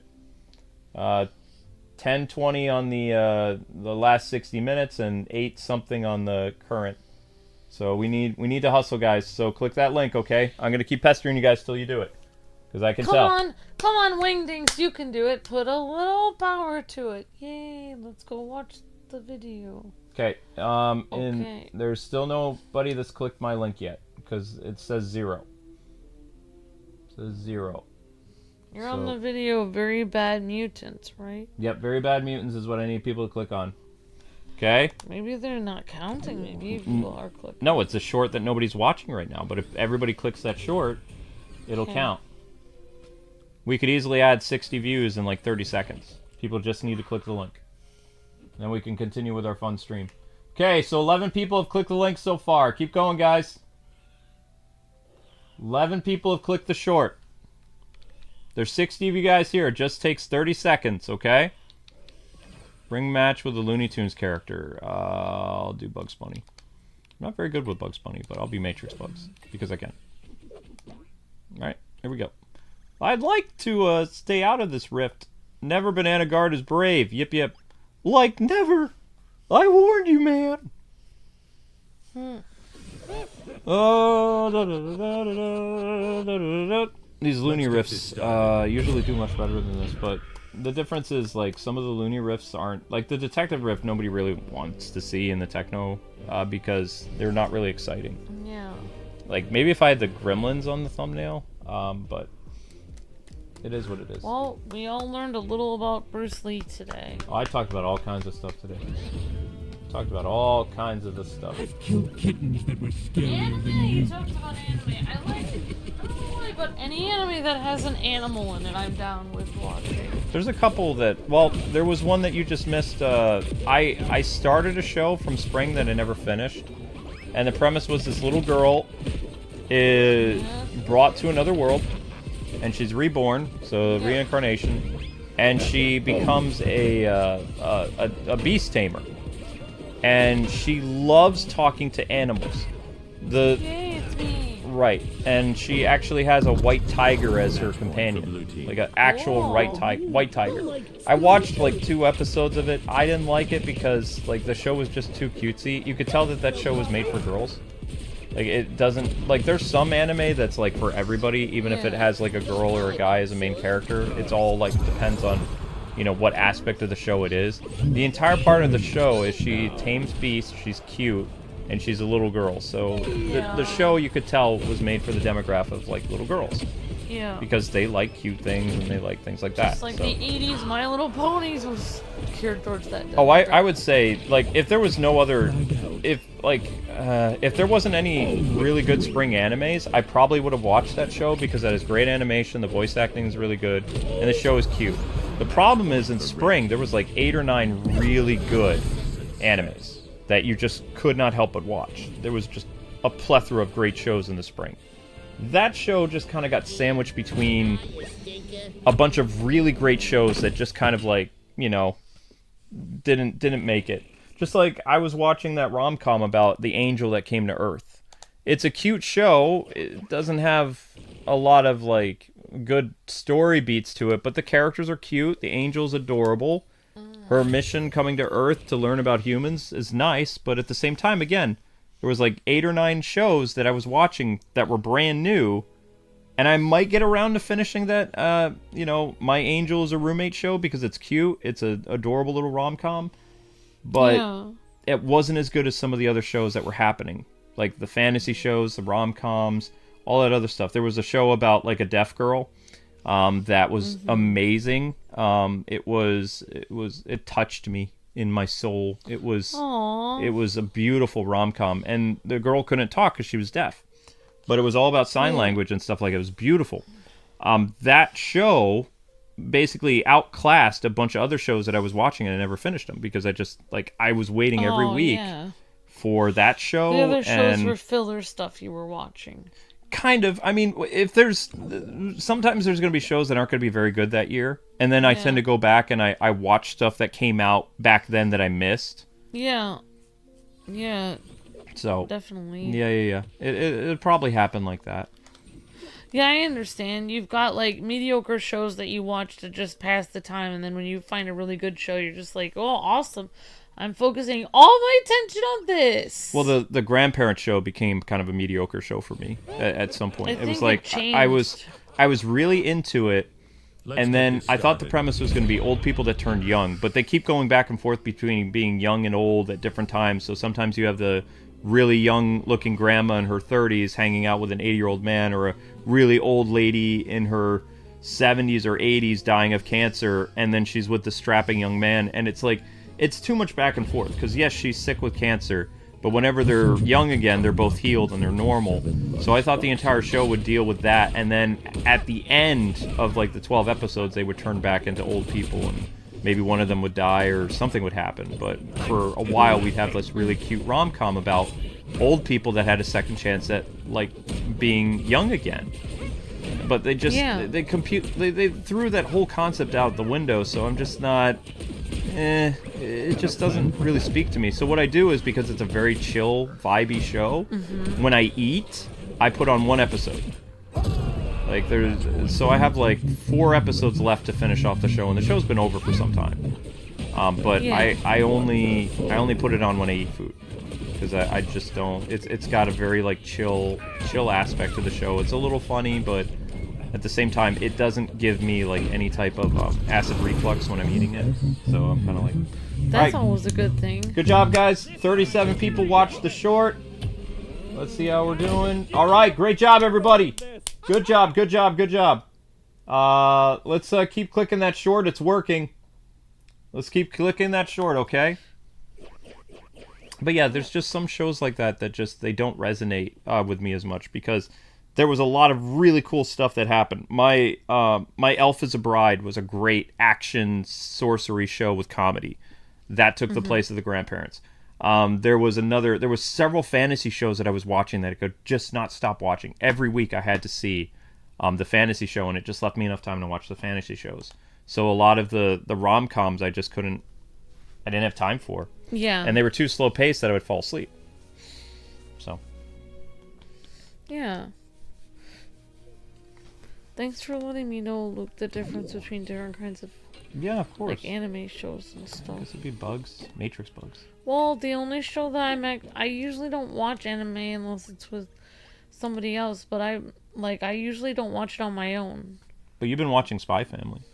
Yeah, that's like one of the first animes that I've actually watched just sitting on my own and Let's watching get this it. started. Mm-hmm. I guess it's alright. Well, I mean, the fact that you're watching it means you like Spy Family. Most people don't turn in and put something on just to say they watched it. Like, you actually do enjoy the story. You like the characters. Yeah, I do. Yeah. So once you finish season 1, we'll start season 2 You're together. about to have One of a these days. bad head. Because we have time before season 3 comes out. Season 3 won't be for a year or two. And then we can watch the movie that came out. Stuff like that. Because I haven't seen the movie yet. I haven't had time. Oh, yeah, I forgot there was a Spy Family movie. There was a Spy Family movie. But I like animes that are no more than like 20 episodes long, because then if I miss an episode, I don't have a lot to catch up on, and it's easier for me to do that. And if they get a second season, great. But usually it takes years for them to get a second season, so I have plenty of time to catch up and stuff like that. And some shows, they don't warrant a second season because they weren't as good. You know? Yeah, that makes sense. But three of the 9 shows that I was watching were all highlighted with, or all given green-lighted a second season, and they ended on cliffhangers. So I'm just like eagerly anticipating their return because they were so good this spring, and I have to wait like a year or something to see these characters again. It is driving me crazy because it was so good. Take care of this real fast. All right, sweet. That's very cool. Next. Oh, Yep. The air conditioner is back. You have a wonderful night. I know you're not. I wanted to hear more about your anime stuff. That's all there is. What did she mean by the computer? We need to get Toasty back ASAP. What are you drinking? I just was checking it because it tasted weird. What? I thought I was just making sure there wasn't a bug in it. Well, what was it? It's my juice. Well, how long was the juice out? An hour. No, that juice wouldn't taste bad after an hour. Is the juice still good? Okay. Win the match, destroy 5 balloons, win the match with a non-human character. I guess that'll be Matrix Bugs. I don't have anything to wear to return. I don't know, sweetheart.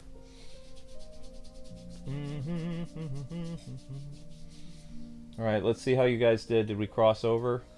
I don't like using the term crossover. Okay, alright.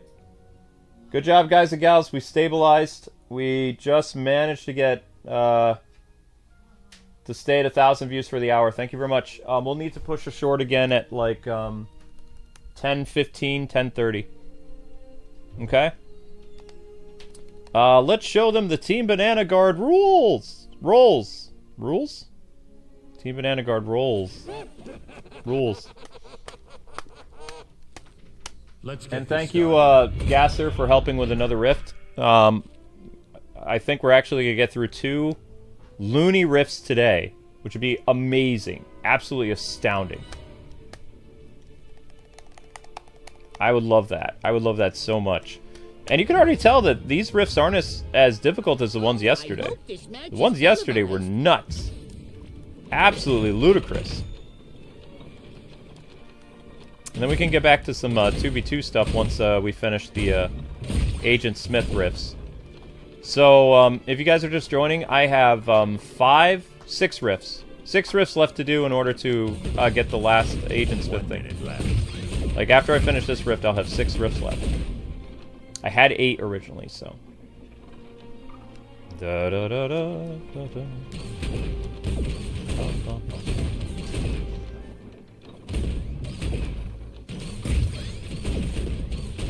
I actually thought I got that. Guess not.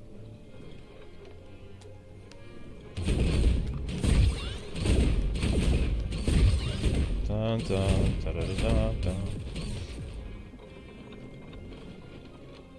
Is that it? Oh, no.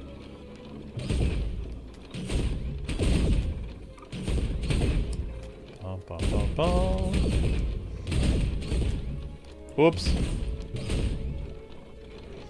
Are they still gonna pop up?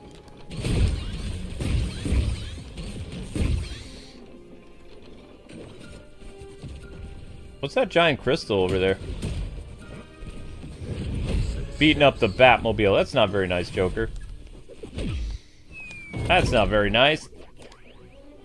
What a performance! What a performance. Alright, so we're... Actually, this is pretty long rift.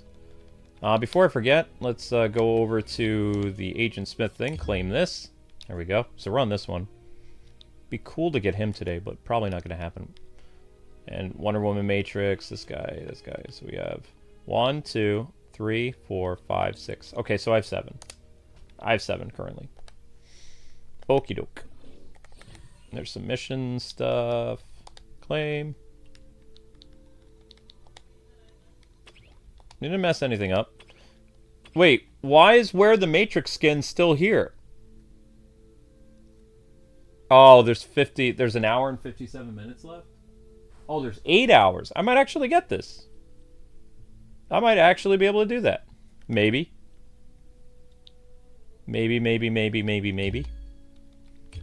Possible. It is possible. Okay. Computer. Remember to attack the computer. Win the match with a Looney Tunes character. We just have to beat up the computer. I want to be Hollywood Bugs, because Hollywood Bugs is fun. You are organics who brought bread. And we're going to take him back too, whoever you are. I like to see you try. Let's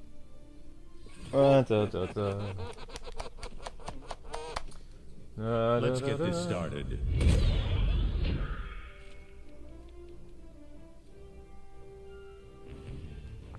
Stop hitting the machine and focus on the Shaggies? Why? I thought the Shaggies are endless.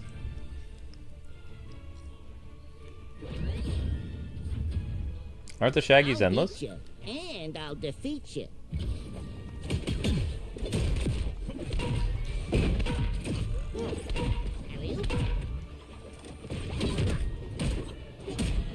Da da da da da da da da da da da da. Always win.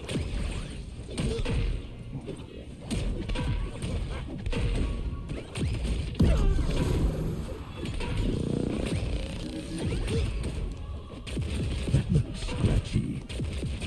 Oh, I hope this hurts.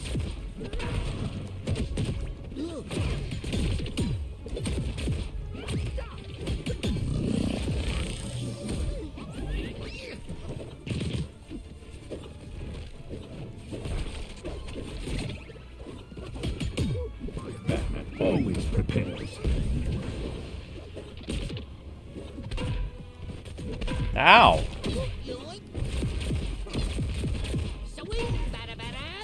Uh-oh. Whoa! Sorry, you lose. Okay, that's kind of tough. Da da da da da da da da da da da da. Yes, darling. Who? Ryan Reynolds. I mean,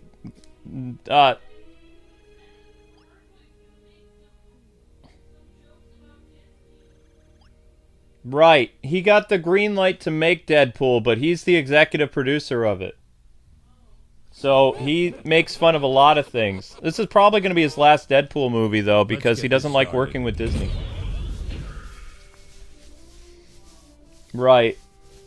They'll probably get somebody else to play Deadpool eventually, but he's going to make fun of a lot of people in the movie, yeah. He doesn't like Disney. I do always love running into another Bruce Wayne. He likes Disney about as much as Mark Hamill likes Disney, which isn't very much. In fact, Mark Hamill he prefers to keep working with Warner Brothers.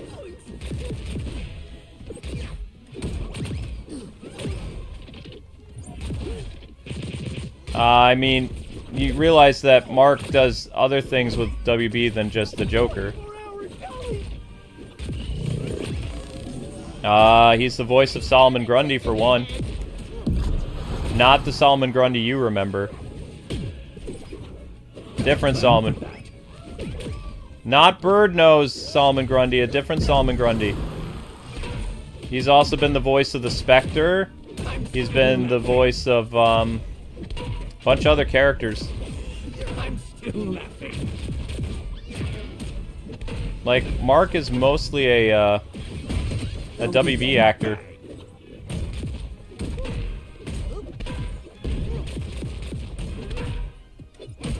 Yeah, most people get tired being close to the television, honey. That's normal. When you get away from the TV, you start to wake up. Because all TVs have radiation. LCDs have less radiation than a lot of televisions, but...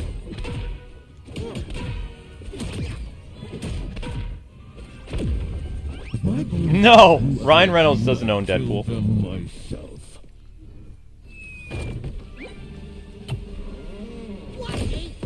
No actor owns the role. Any actor can be recast at any time. No. Like, even if this Deadpool movie's a success, like, there's been so many things behind the scenes of, like, Ryan Reynolds butting heads with Disney that I don't see him going out of his way. If he does make a Deadpool 4, probably be 10 years later. Because he doesn't like Disney. This is the only Disney movie he's done. He primarily likes to work with, like, Netflix, and he likes to do his own movies.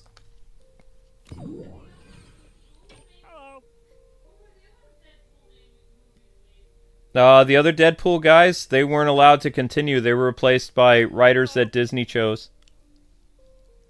The original people that worked on the Deadpool movies got the yeet. Only Ryan Reynolds and a couple people are back. Like, the main core aspect of the Deadpool films are not there. The people who wrote the script are the people who wrote Bob's Burgers, the animated show that Disney owns.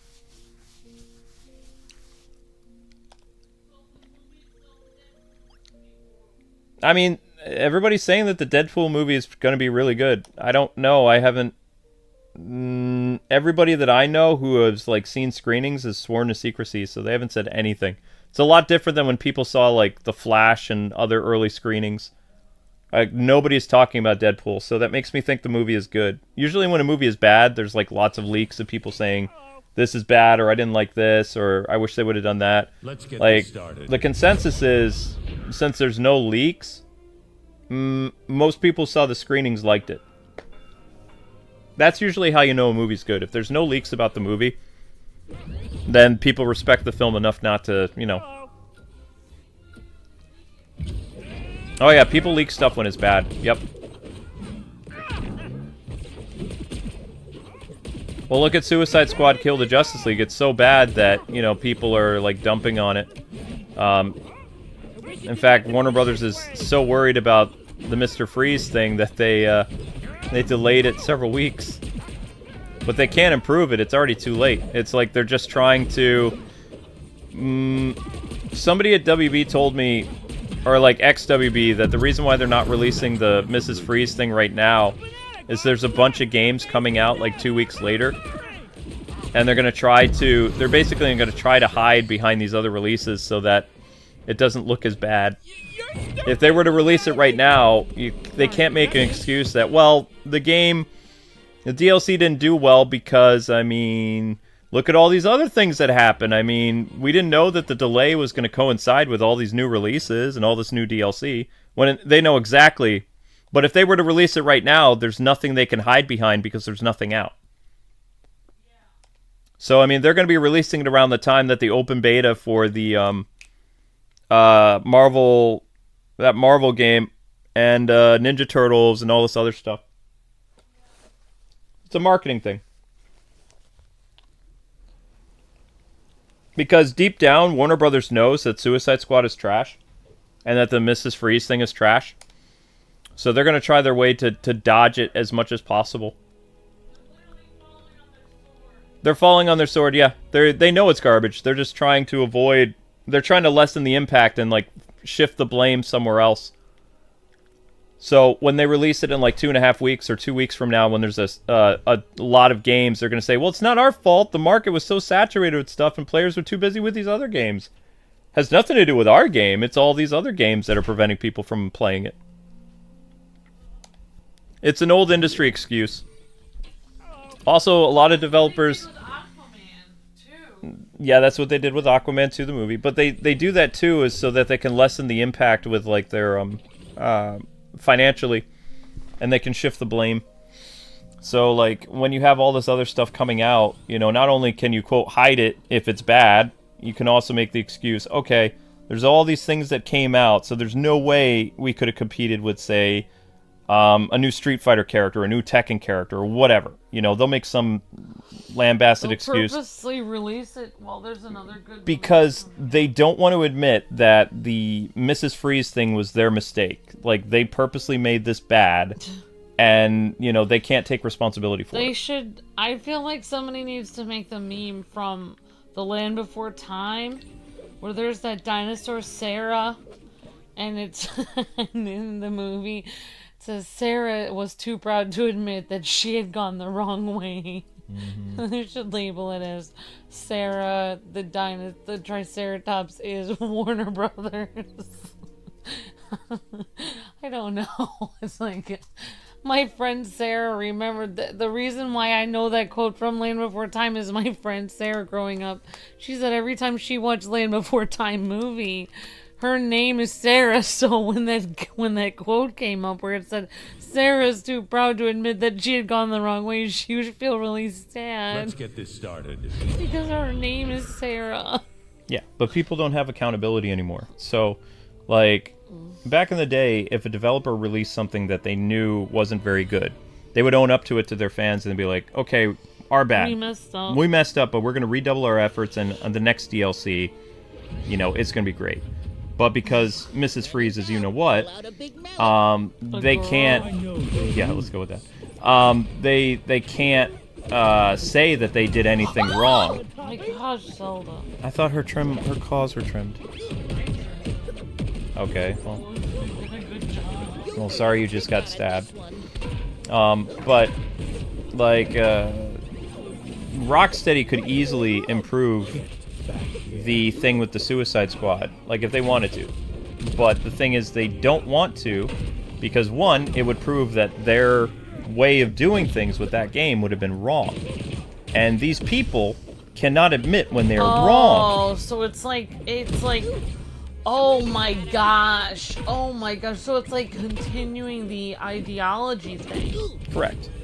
It's like the Emperor has no clothes. It's interesting. Everyone should read that story. Principal Skinner syndrome. Everyone should read that story because it's interesting. If you actually read the original Emperor Has No Clothes, several people came into the room while the people were stitching him clothes, and they were like, and they were shocked because there was no clothes there, and they were like, and then like, is there something wrong? It's like, oh no, it's just the glistening of the thread that I see. So like, so many people were just like continued to lie over and over and over again. Like, there's nothing wrong with this, and nothing to see here. It's like, and then it takes a little kid when the Emperor is literally have no clothes at all being paraded. And the little kid is like, he doesn't have any clothes on. It's like it takes a child to actually admit the truth, because adults are so worried about saving face they can't even admit the truth. Yeah. Yep, it's sad because there are actually good people at Warner Brothers that, you know, they had time to actually fix Mrs. Freeze. They didn't have to, because the leak happened like 2 months before the thing came out. So they actually could have gone out of their way and they could have fixed it. They could have changed the character model. They could have done something. Anything to show an effort that they were trying. But they just doubled down on their efforts and they made it worse. So now when this thing blows up in their face, because it will 2 weeks from now, like there's going to be a huge, like, you know, crap is going to hit the fan. They're going to blame the fans for one. They're going to blame, like, the release date. Like, because, oh no, we didn't know all these other things were coming out. So they're going to do whatever they can to shift the blame, because they cannot blame themselves. To blame themselves is to admit failure.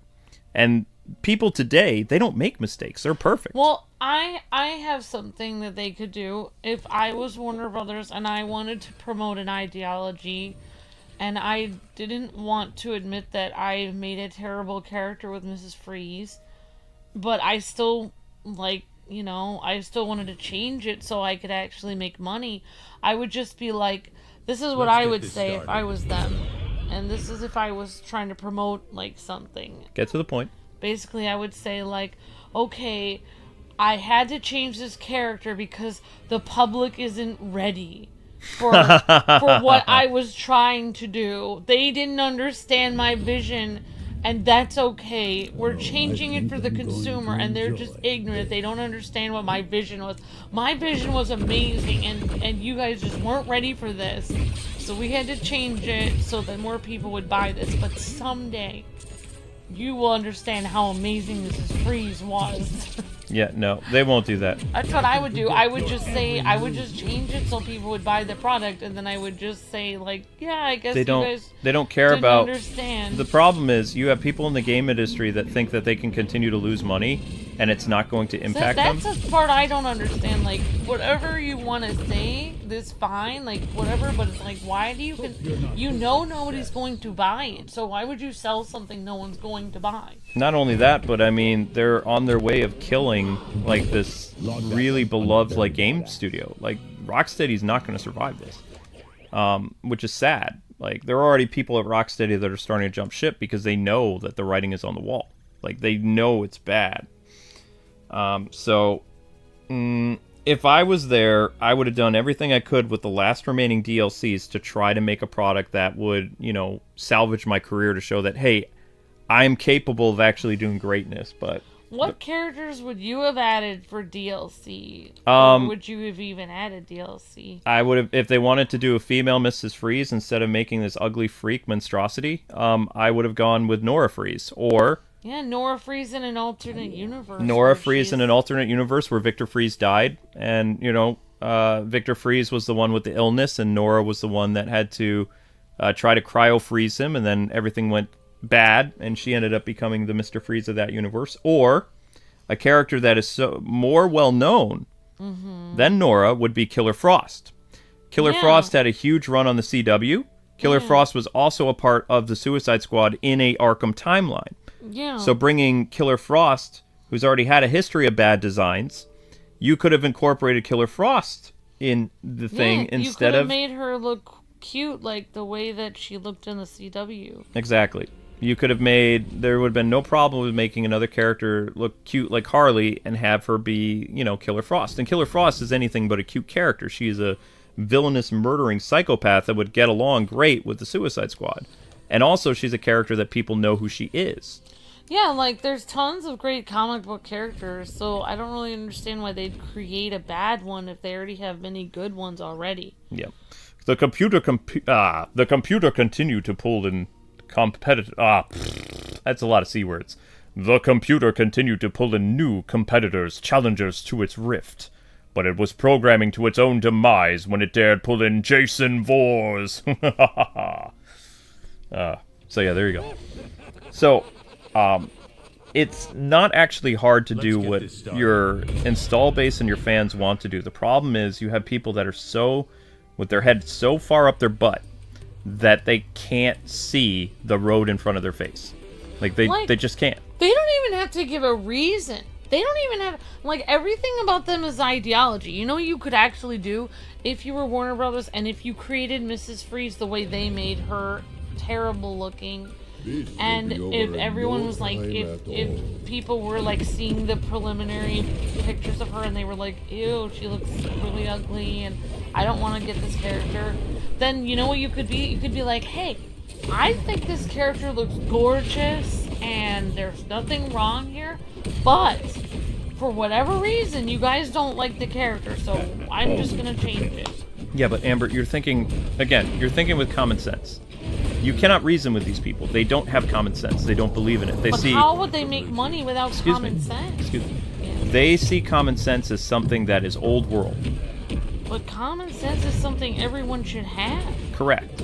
So, most of these people have to be weeded out like weeds because they're bad. They're always going to be bad. Everything that they do will forever be bad because they cannot see the forest before the trees. They just can't.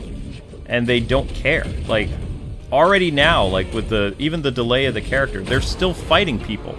Rocksteady and SBI employees and all these other people are fighting people every day on Twitter, excusing the bad character. Like, they just... Why does it matter so much to them when they don't even play games, though? Exactly. So basically, it's like they're running around life without a compass. Like, they could have a compass. They could do things correctly, but they choose not to. They choose to live in their ignorance. They choose to live in their stupidity. And then when everything falls apart all around them, then they blame someone else. That's the sad thing. That's the sad thing with... I'm not saying everybody in this generation, but the generations that came after us, that's the problem with them. Is because they're selfish, they're ignorant, they're, you know, they don't have discipline. They're always looking for someone else to blame for their inaccuracies and their failures.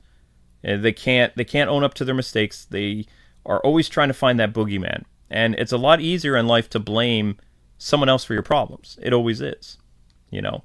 Now, there are things that happen in life that aren't in your control. Like, in our case, we got shadow banned. That's not on us. We didn't do anything. There are two choices when that happens. Either quit or keep going. So we chose to keep going. Because we chose to keep going, we're always on a bumpy road. That was our choice. But, you know, it sucks, but that's what it is. There were two options available to us at that point. But people say you should never quit at anything in life, whether school or a business or anything, because you never know. You might be almost at the top of the hill. You might be going uphill like for a long time, and then you're almost at the top. You're almost about to get a break. Mm-hmm. Like, I mean, unless it's something you don't want to do anymore and you think it's a losing battle. But if you really believe in what you were doing, you shouldn't quit until you've tried everything you can, because you never know when you're going to finally get a break. The thing is, it's not a lot of these kids' fault, though. Like, they are taught wrong by their teachers. All through like school, they're taught wrong by their not just educators, but people in their own family have like these weird beliefs. And when life gets hard for them, you know, or something that they don't like happens, they don't know how to deal with it. The only way they know how to deal with it is either silencing the opposition, which is preventing the other people from speaking, which we saw at that college, or you know, basically getting into this big thing where you make it so that only your philosophy is correct. Everything about what you believe is the right way, and anyone who disagrees with you is an enemy. That's where we are as a society right now. Yeah, that's not a good place to be, because... No, because that creates fascism. Like, you can't... People that disagree with you aren't your enemy. They're just people that have a different opinion than you. They're just people that disagree with you, because you could talk it out and then you might come to a medium opinion in between both of you. You could understand each other better if you talk it out more. So that's why there's this culture war, though, is because you have people who are on the side of common sense, and then you have people who are on the side of crazy, and there's a clash, because the crazy people are trying to tell the people with common sense that they're evil. Oh, there's also a third option. You could still just agree to disagree, but just work peacefully together anyway, even if you disagree. That would also fall in the line of common sense. Like, so that's not allowed. That's what they told me in school in, like, the 90s. That's what they told me in school. They said if you don't like somebody and you don't, if you disagree with them and you always argue with them, they said you need to find a way to work together. Right, that would fall under the banner of common sense. That's what they told us in the 90s, though. Right, and that is the correct way of thinking.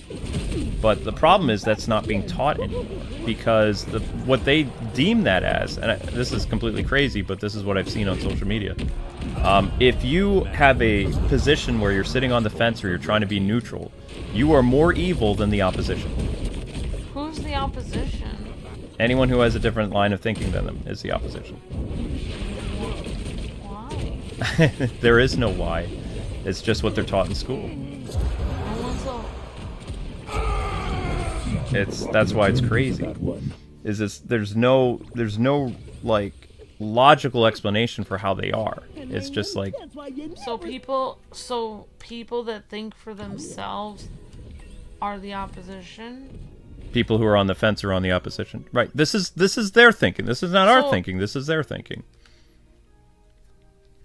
I don't understand. So right, you can't understand it because it makes no logical sense. So you're not so if they make a character, so if they make a character in their game and they think it has to do with their whatever they're trying to promote, like, so if somebody has an opinion like, oh, this character, okay, you're trying to promote this idea, but I don't really like the color of the character's suit, and, you know, I don't like her haircut, and I feel like she should be nicer because she's being kind of mean to people on her team.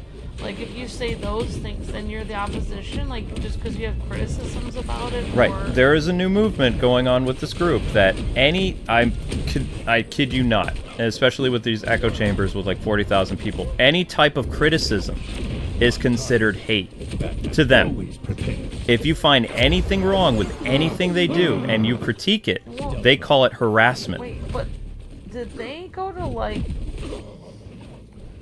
But, like, what do they have a degree in? Nothing. To get their job? Because they don't have jobs. All I know is, like, designing a character. When I was in graphic design, one of the main things we were taught was that you're going to be criticized every time you make a new design. Then they said that you have to take criticism from the person that hired you, and you have to change it based on what they want. Right.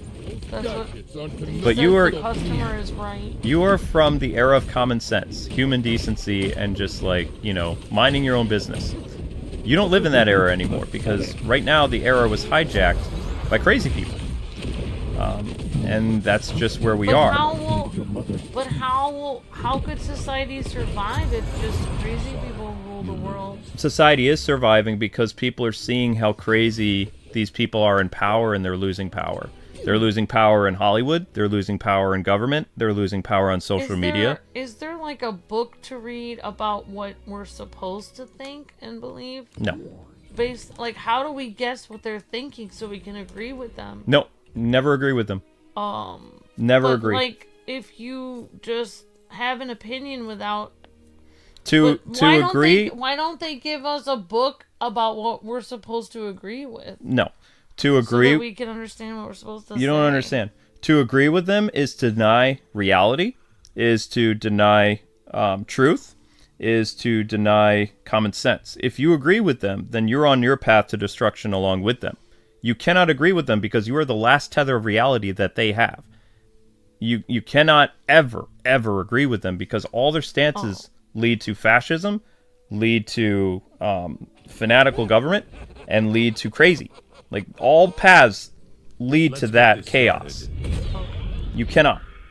In all, like... I'm saying I wouldn't even know how to, because I don't even know what they think. Like, I don't even know their reasoning. They're not giving reasoning. Like, they should give a reason. Like, they don't have a reason. Their only reason is, you hate me because you said you don't like the haircut of my character. Their reason. They should give a reason. Why did you make it look like that? Like, why do you think this character would be good in combat? You're trying. Why don't you explain more about your vision? Right. Like, why don't they explain more about why? What you were talking about is correct. I'm saying these people are so far gone and mentally ill that they cannot. It's like their brains cannot compute rational thinking. Like, everything that you're saying is correct. Why don't they have a reason for it? Like, instead of saying, you hate me because you don't like my opinion on Mrs. Freeze or Ms. Freeze or whatever. Right. And then I could be like, I don't like it because you should have done Nora Freeze because she's, you know, more well-known character and everyone likes Nora. Mm-hmm. And then they could say, oh, I did think about that and that would be a great idea. However, I really wanted to go with this character because I didn't want to be tainted by the idea of Nora because I feel like that character would be too close to, you know, I wish they would give me a reason why they chose a different character than Nora. See, like, why don't they actually explain why they chose that character? Like, why don't they explain the reasoning instead of get mad? You're not understanding this, honey. See, the reason why you're getting upset with this is because they have no reason. Yeah, they don't. But then why do they expect everyone else to have a reason? They have no logical argument. Basically, the difference, you were an adult, and talking to these people is like speaking to a child that's stamping their foot and having a tantrum. You will never, ever be able to convince that child to stop having a tantrum until you are able to discipline them. Yeah. Ever. Let's get this started. So these people... Time out. Yes, these people need a giant timeout, and they need proper instruction and discipline because they are insane. They're basically... There's someone with mental illness who the mental illness has now completely taken over every aspect of their being. Every single aspect.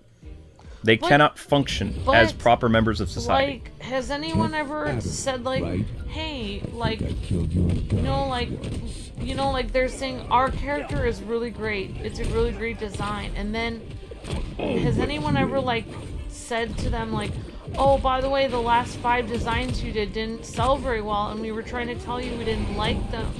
Like, so, maybe you should try to listen to us so that it will actually sell some stuff. Nope. Because, they don't. Like, if they had somebody at that company, that person would be fired. Because right now these people have a stranglehold over so many aspects of our entertainment in the West. That kind of sounds like they're bullying people. It is a type of bullying, yes. Because it's like they're just saying, like, my way or the highway. Like, I don't need to have a reason. Correct. Because I said so. Yeah, basically. Correct. Yeah, that's kind of weird. Yep. Well, I mean, good luck with that. I guess the best thing I can do is just ignore them. As the saying goes, time heals all wounds. So, while it looks like things are crazy right now, I'm telling you that Hollywood is slowly mending a little bit. Entertainment is getting better. We just had, like, several, like, very bad people that were really bad localizers that were putting all kinds of garbage in anime. They've all been fired. Kotaku in Australia was closed down. Several very bad Hollywood directors were arrested and put away for really bad reasons. Like, people's crimes and all this stuff eventually comes to light. The problem is it takes time, and all the entertainment that comes out before then, all the new stuff being worked on is going to take years before it comes out. Just like all the new games, like, people are, really being like, okay, this agency is really bad, or this agency is really bad, we're not going to work with them. The problem is, it's going to take years before you see the fruits of those loins actually show up. It's not going to be immediate. It's baby steps. Okay? So, things are changing in our culture. Things are going back to more rational thinking, more logical thinking, more common sense thinking. The problem is, you're not going to see that as more common in your media, your video games, your comic books, your movies, your television, anything, until like 2026, 2027. The stuff is being worked on. It's going to slowly start bleeding in little. It's not going to be immediate, Yeah. We're not going to seem like outcasts anymore because we are like practitioners of common sense. So we are the enemy to a lot of people because we are just a husband and wife that has common sense thinking. That's it. But it makes us look radicalized because a lot of these YouTubers are insane right now. But very soon, our way of doing things that we've always done is going to go back to just being the normal way of doing things as it was 60, 70 years before we were even born. Yeah. Right now, we're considered anti-culture because we're normal. But I'm not anti-anything. Right, really. no, you're not. You haven't changed your stance on anything. The world changed for a while, but it's going to pivot back. What are we against? I didn't even know I was against something. You're probably not. I was just doing my job. Right. I'm against people, like, being mean to me when But I'm just trying to do my job. I'm just saying, like, this is why I always butt heads with these people, is because you cannot, as someone who's a realist, I cannot speak to them because they're not worth my time, because they don't listen. They've already made up their mind before you start speaking. That's the problem. With people who you can't negotiate with or find any common ground, those people are not worth your time. Ever. Like, they are evil human beings that are just not worth it. Like, find other people to talk to, talk around them, just don't bother with them. Because you can never hold an intelligent conversation with them. I don't like talking to people that argue a lot because they enjoy arguing. That's one thing I found about argumentative people, is they really like arguing. So, like, even if you said something like they said, like, you know, I like jam, and I was like, I like jam too. Like, even if they found something common with you, they'd still find something that you said wrong. It's like, well, you didn't like it enough. And they'd start, like, yelling at me. I just feel like some people just like arguing all the time. Like they just enjoy being angry. I don't know about that, but I think they do. I think there's people that like arguing. I mean, on my debate team, no, Daniel, it doesn't look like things are getting better, but there are baby steps to show that things are improving. It takes time. Like we've been in a war for like 6 years now with, like, you know, Western society crumbling around us, especially with like an attack on just fundamental truths and reality and things like that. It's been a very, very crazy time in the West, but other parts of the world, like Asia and stuff like that, they're still somewhat normal. Yeah, I actually saw the beginnings of all this happening when I was in, I think, 8th or 9th grade. My English teacher said something very strange. She said that it didn't matter what the author's intent was when he wrote the book, because anyone can interpret it any way they want. And I thought that was strange, because it does matter what the author's intent is when they write the book. Because the moral of the book is whatever the author said it was, not somebody who comes around 10 years later and makes the acolyte out of it. So I feel like the seeds of this was happening like 20 years ago. This ideology where you can change the original author's intent to be whatever you feel like. This got really bad 4 years ago. There's always been a tad bit of like political correct stuff in the country that has been made fun of by other countries for years. The problem with that is when people were all like, you know, isolated, and TikTok came really big after Vine died and all this other stuff. Like, there was more of these people like were able to get an audience with their crazy thinking. And then with most fads, what happens is people are very like have tribal instincts in a sense. They see somebody get a lot of attention and they feel like that person is right. So when you had a lot of these TikTokers doing all this bizarre stuff, it put their philosophy and their anti like normalcy thing like at the forefront. It became like easily consumable product. More so than YouTube and some other places, because YouTube makes longer videos. TikTok makes shorter stuff with people with a 30-second attention span. For shock value. No, they don't say stuff for shock value. They really believe a lot of this stuff. What? I thought they were just saying that just to sound crazy so they can make money. No, they really believe this, and they have a platform where they can say that kind of stuff. And then they can basically radicalize a bunch of other people. So, but TikTok was the problem, like 4 years ago. TikTok has other competition now, so it's not as like poisonous as it once was. But the problem is it did like ruin a lot of impressionable young people who took their gospel and they spread it all over social media, and then they came to YouTube, and then they went to Twitch, and this stuff has resonated for a while. But now that the world has gone back to normal after the pandemic, more and more people are seeing how crazy things are, and there's a pushback, and normalcy is going to win. It always has. It always will. Because the type of thinking that these people have is that of an anarchist. And anarchy cannot survive with law and order. It just cannot. And for the most part, people want structure. They want law. They want order. They want happiness. They want a family. They want kids. So the push for, you know, all this radical stuff that was on TikTok, which is basically anti-family, anti-everything else, anti, you know, not just anti-civilized society. Civilized society is going to win because most people are not afraid of the pandemic anymore. Most people are not even on their phones as much, like seeing everything that's happening on TikTok and Twitter and all these other places, because they are at their jobs, they're living their lives again. And this type of movement is going to fall apart because it cannot sustain itself. It's basically like it built its foundation on sand, and the storm is coming. It is like it built it, because most of the people that said all these things were living with their parents in their parents' basements. Well, it's not just that. You have to remember that civilized society became civilized because of all the, like, centuries that it existed. This current philosophy and this way of thinking is not new. It's called anarchy. They've just dressed it up to call it something else, social justice. It is anarchy. Okay, because it is the destruction of... The whole idea of it is to destroy. That's what anarchy does. Anarchy tears down stuff, and it, like, doesn't even replace it with anything other than anarchy. It's not like...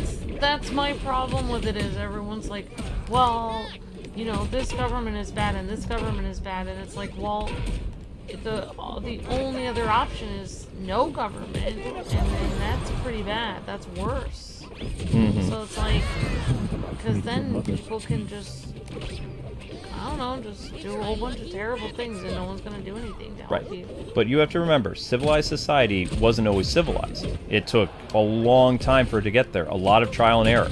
And even now, like before and after 9/11, it wasn't perfect, you know? There were certain rudimental facts and things like that that were universal truths. And over the past, like, 6 years, that has been challenged. But not everyone is buying the Kool-Aid, you know? So eventually, things are going to go back to normal. But, you know, the scars are going to remain, and it's going to take time. But there's already other countries that have completely gone back to regular way of life already. You know? It just... Rome wasn't built in a day. It takes time. And that's the problem, is everybody's like, I want things to go back to normal now. It doesn't. It's little by little. But those countries have a better national identity. America doesn't really have a good national identity. They are always at each other's throats, so they don't have anything that makes them feel American together. Especially because people keep tearing us down and trying to say what's different about us, or trying to expose America, saying that it's terrible. And you know, like, and I actually talked about this with people in my debate class, because every time I said, like, I love this country and has freedom and stuff,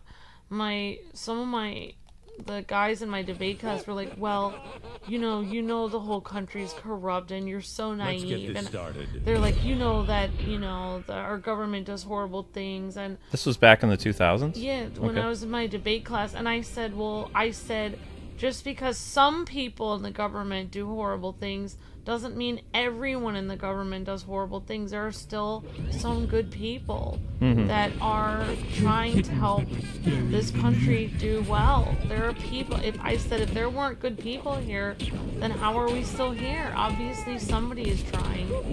And they were just like, you're naive and you're an idiot. You'll know someday that that this whole country is ridiculous and no one is trying to do anything good, and this whole thing is a sham. There's no freedom, and it's a joke. Move on. And so I agree with my younger self. I think there are good people here every day that work hard to help people. Otherwise, we still wouldn't be here. You can't look at, just because someone in the government is corrupt doesn't mean everyone is. That's what I really believe. Oh, shoot.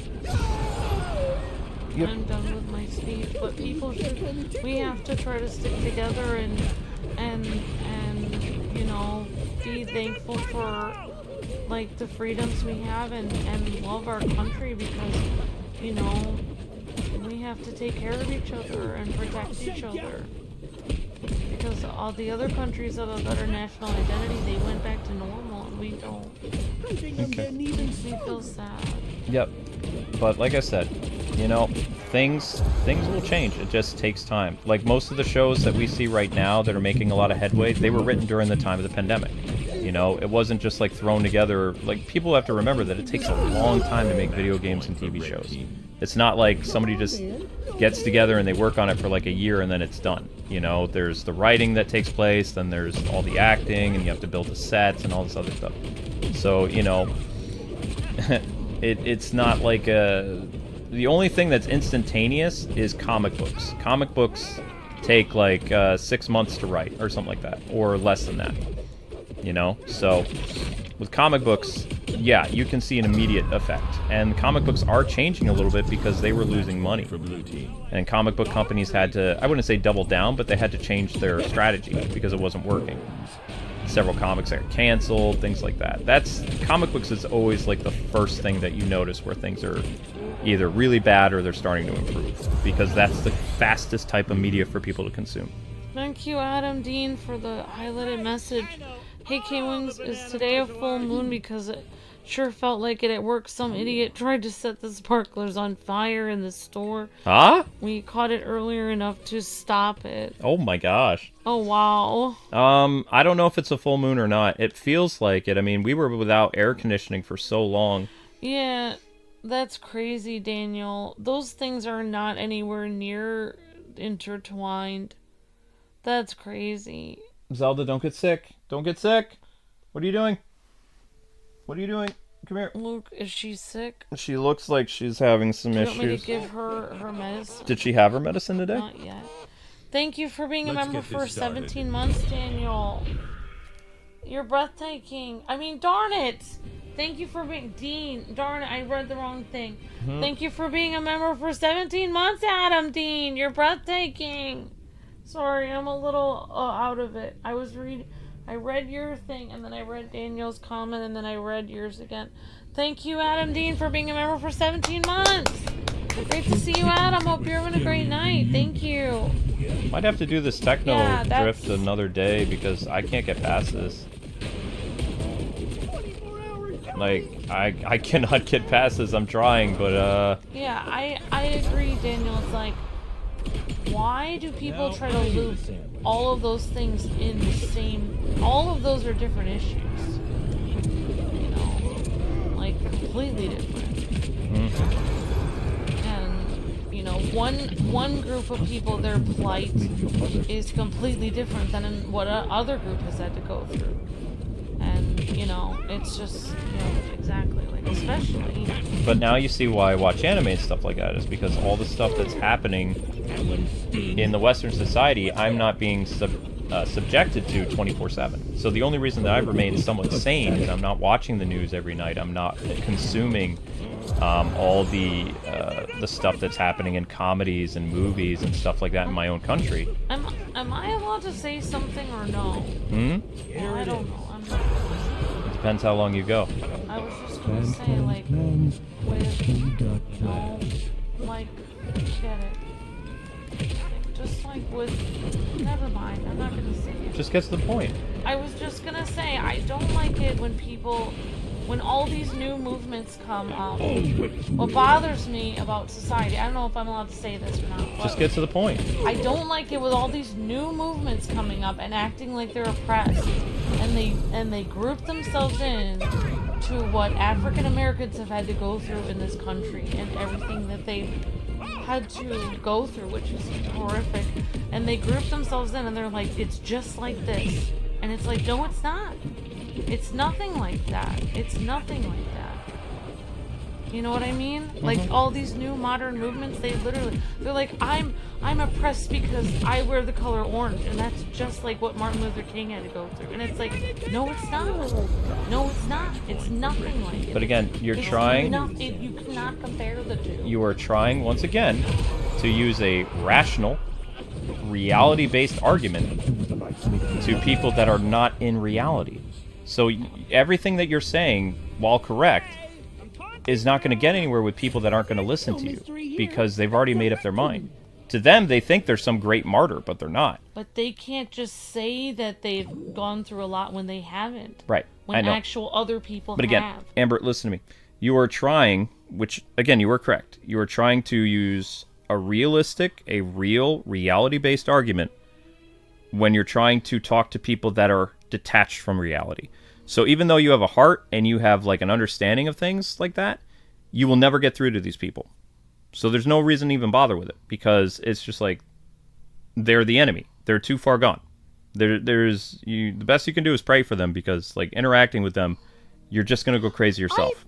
Am I allowed to say this? I just feel like I try to pray for people that are like this, but I just feel like it would be better for me to pray about people that deserve prayer, because it's like I pray for them, but it's like I'd rather pray for, Let's get this my started. grandma or something instead, because she needs it more than they do. Like, they're already gone. Like, I don't want to waste my time But I do try to pray for them once in a while, but not as much as I pray for people that actually need it, like people that are homeless or something, like, because those people aren't harassing people. Homeless people just need food, so it's better to pray for them than these weirdos on TikTok. They already have a place to live, so I don't want to pray for them as much because they already have a lot of good things. They're just complaining a lot. Yep. I mean, that's a very human thing, you know. That's the decision you have to come. You can either pray for your enemies or you can ignore them.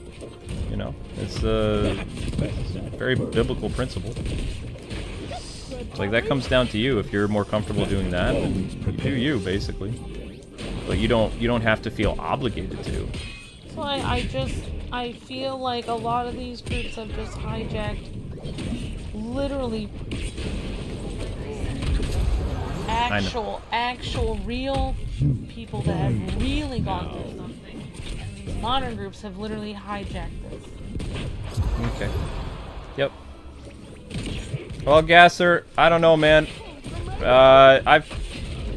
I'm not as angry as I was the other day but I feel like I'm stuck here. I don't know. I mean, we got through one rift today, but I really wanted to beat the techno rift, but I'm kind of stuck on both sides. I'm stuck here fighting Shaggy and Scooby, and then I'm stuck here fighting the 2v2 on the other side. And my choices for characters aren't very good. I either have to be Jason, or I have to be another character, and I'm not very good at Black Adam, so... if I could maybe be Shaggy, that'd be one thing, but I say that, but then I try to be Shaggy on the other level, and I get decimated by LeBron and the other person. So, I mean, I don't know. I'm trying to hang on, but, it's really, really hard.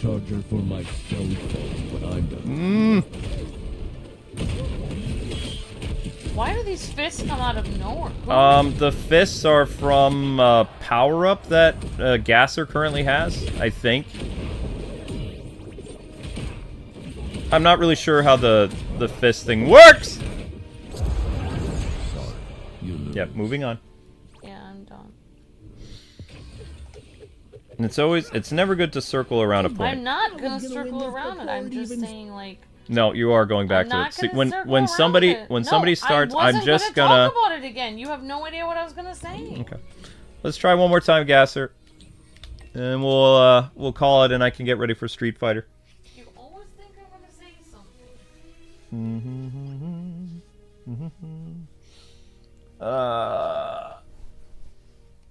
What was crazy? He said his name wrong. He said, I think he was doing like a Cory in the House type thing. Cory from Cory in the House was a show on Disney Channel in the 2000s. Yeah, I know what Cory in the House is. His dad was the chef of the White House. Oh, I thought his dad was the president.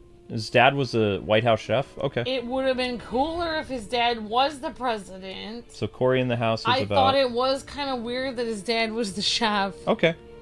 His dad was the president chef in that show, and I don't know why I thought Raven Simone was in that show, but she probably wasn't. I just imagined her in there. Was Cory a character from Raven? No. Okay, never mind. No, they were both on the same. I think they were like their shows were on at the same time, maybe. Well, I'll have to check it out. But I did watch that show a lot. Was Cory's dad a soldier? Possibly. Because if he was a soldier, then that's based on a real story about a chef, big chef, that was part of 4 administrations as a White House cook. In fact, the guy is so famous now that he has his own. Not only does he have his own TikTok, but he has his own YouTube channel, and he's appeared on Iron Chef. He's been on what's the name of that? Gordon Ramsay has been on his show. He's been on different cooking shows with that. Hello, Zelda. Yeah, it's Cory in the House. His dad was the chef. Yeah. Raven was in an episode of Cory in the House. Oh my god. Is it connected? I remember this. I remember that. Okay, Amber, when you shout like that, Zelda stabs me. Oh, sorry. Help! Yeah, I would believe that. point for red team. Wow, that's the episode. I knew. That's probably what I was thinking about. Where it was probably just the one episode where she, like a, what do you call that? Crossovers. Okay, I want to retire. I'm good. I'm gonna need a breather from this. Oh, Corey and Raven shows were in the same universe? Oh, wow, AKF. That makes sense. Curse you, Rift! Try one more. I don't know. I don't know what to do. I can't do this. Yeah. So, yeah, in that show, Corey's father was the White House chef. So Corey got to basically hang out in the White House all the time because his dad was the chef. Mm-hmm. I do remember seeing Corey in the house. I want to try one more time, Fred. I'm sorry. I don't know how you were able to do this, but I can't do it.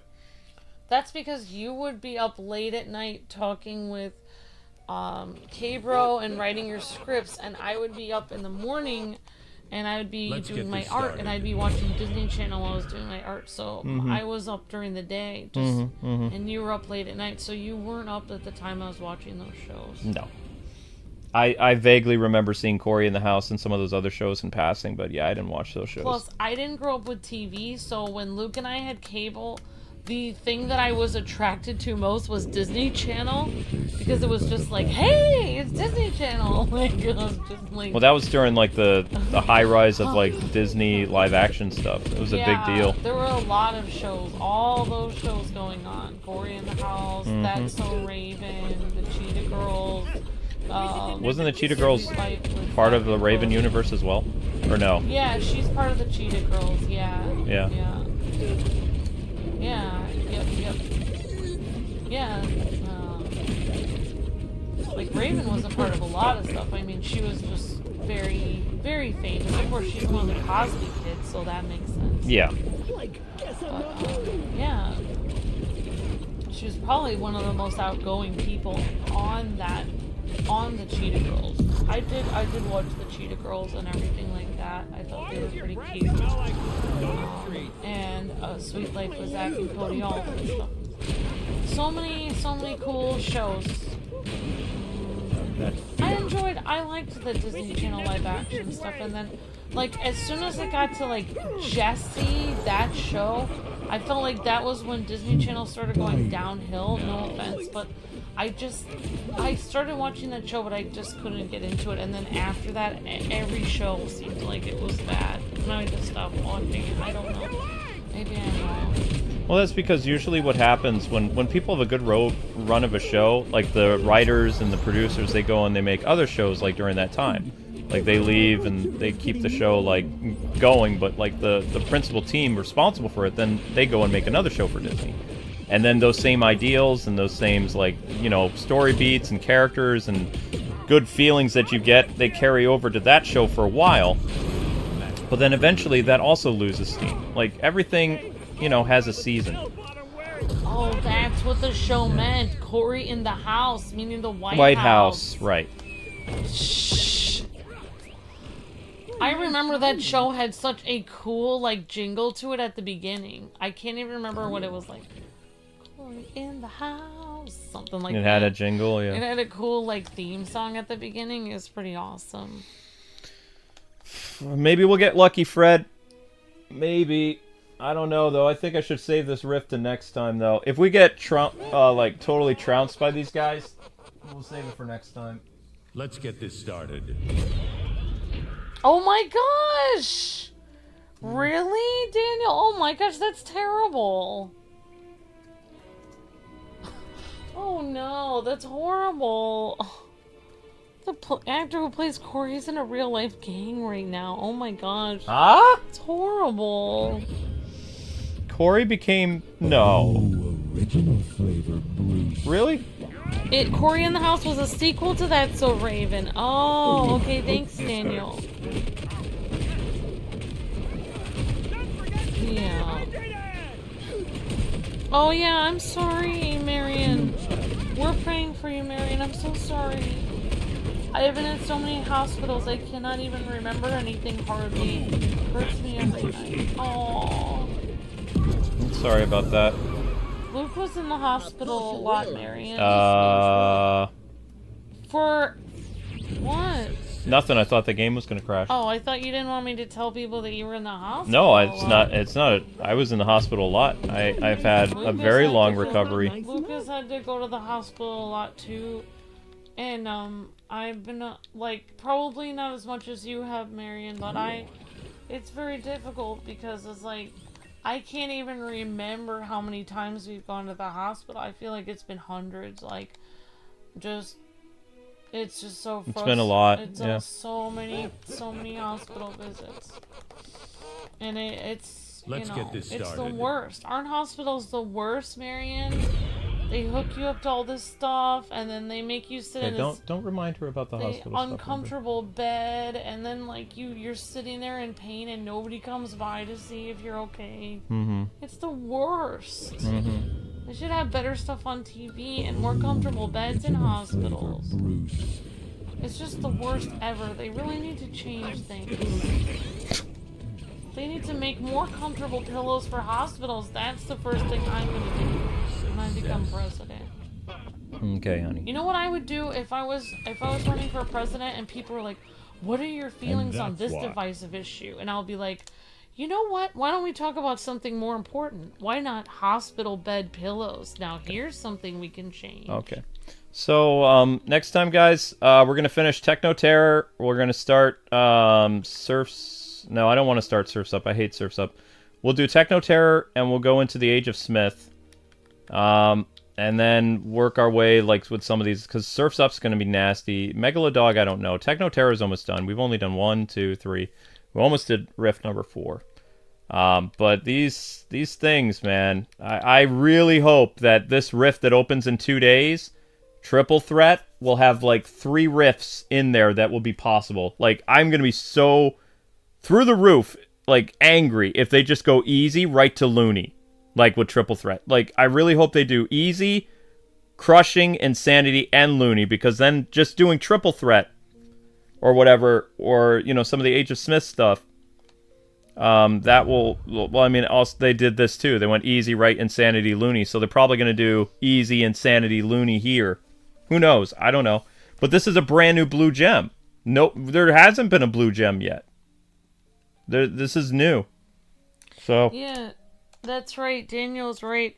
The guy who played one of the Zach or Cody was going to do a pitch where he was going to continue the show so all the actors could keep their jobs. Yeah, I heard that. He was a good guy. All right. So anyway, guys and gals, that's it. That's all. Thank you guys so much for watching Holy Looney Detective Batman. We did the entire Detective Rift.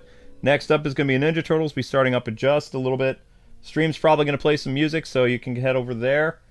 Streams don't start until they get 40 likes, so just migrate over there. And I will see you guys on Ninja Turtles in a little bit. So, and there'll probably be some Ninja Turtles music playing. So, but tomorrow is going to be Monster Hunter first, then Zenless Zone, and Multiversus, I believe. And I think we're going to finish Monster Hunter because I don't think there's any reason to drag Monster Hunter on anymore because nobody's going to watch it anyway. And Street Fighter, this is the last Street Fighter stream because I'm done with Street Fighter after this. No more Street Fighter for a while. So. We're going to make it a good one, all right? Thanks for hanging out, guys. Have a great night. God bless you all, and I will see you on Street Fighter.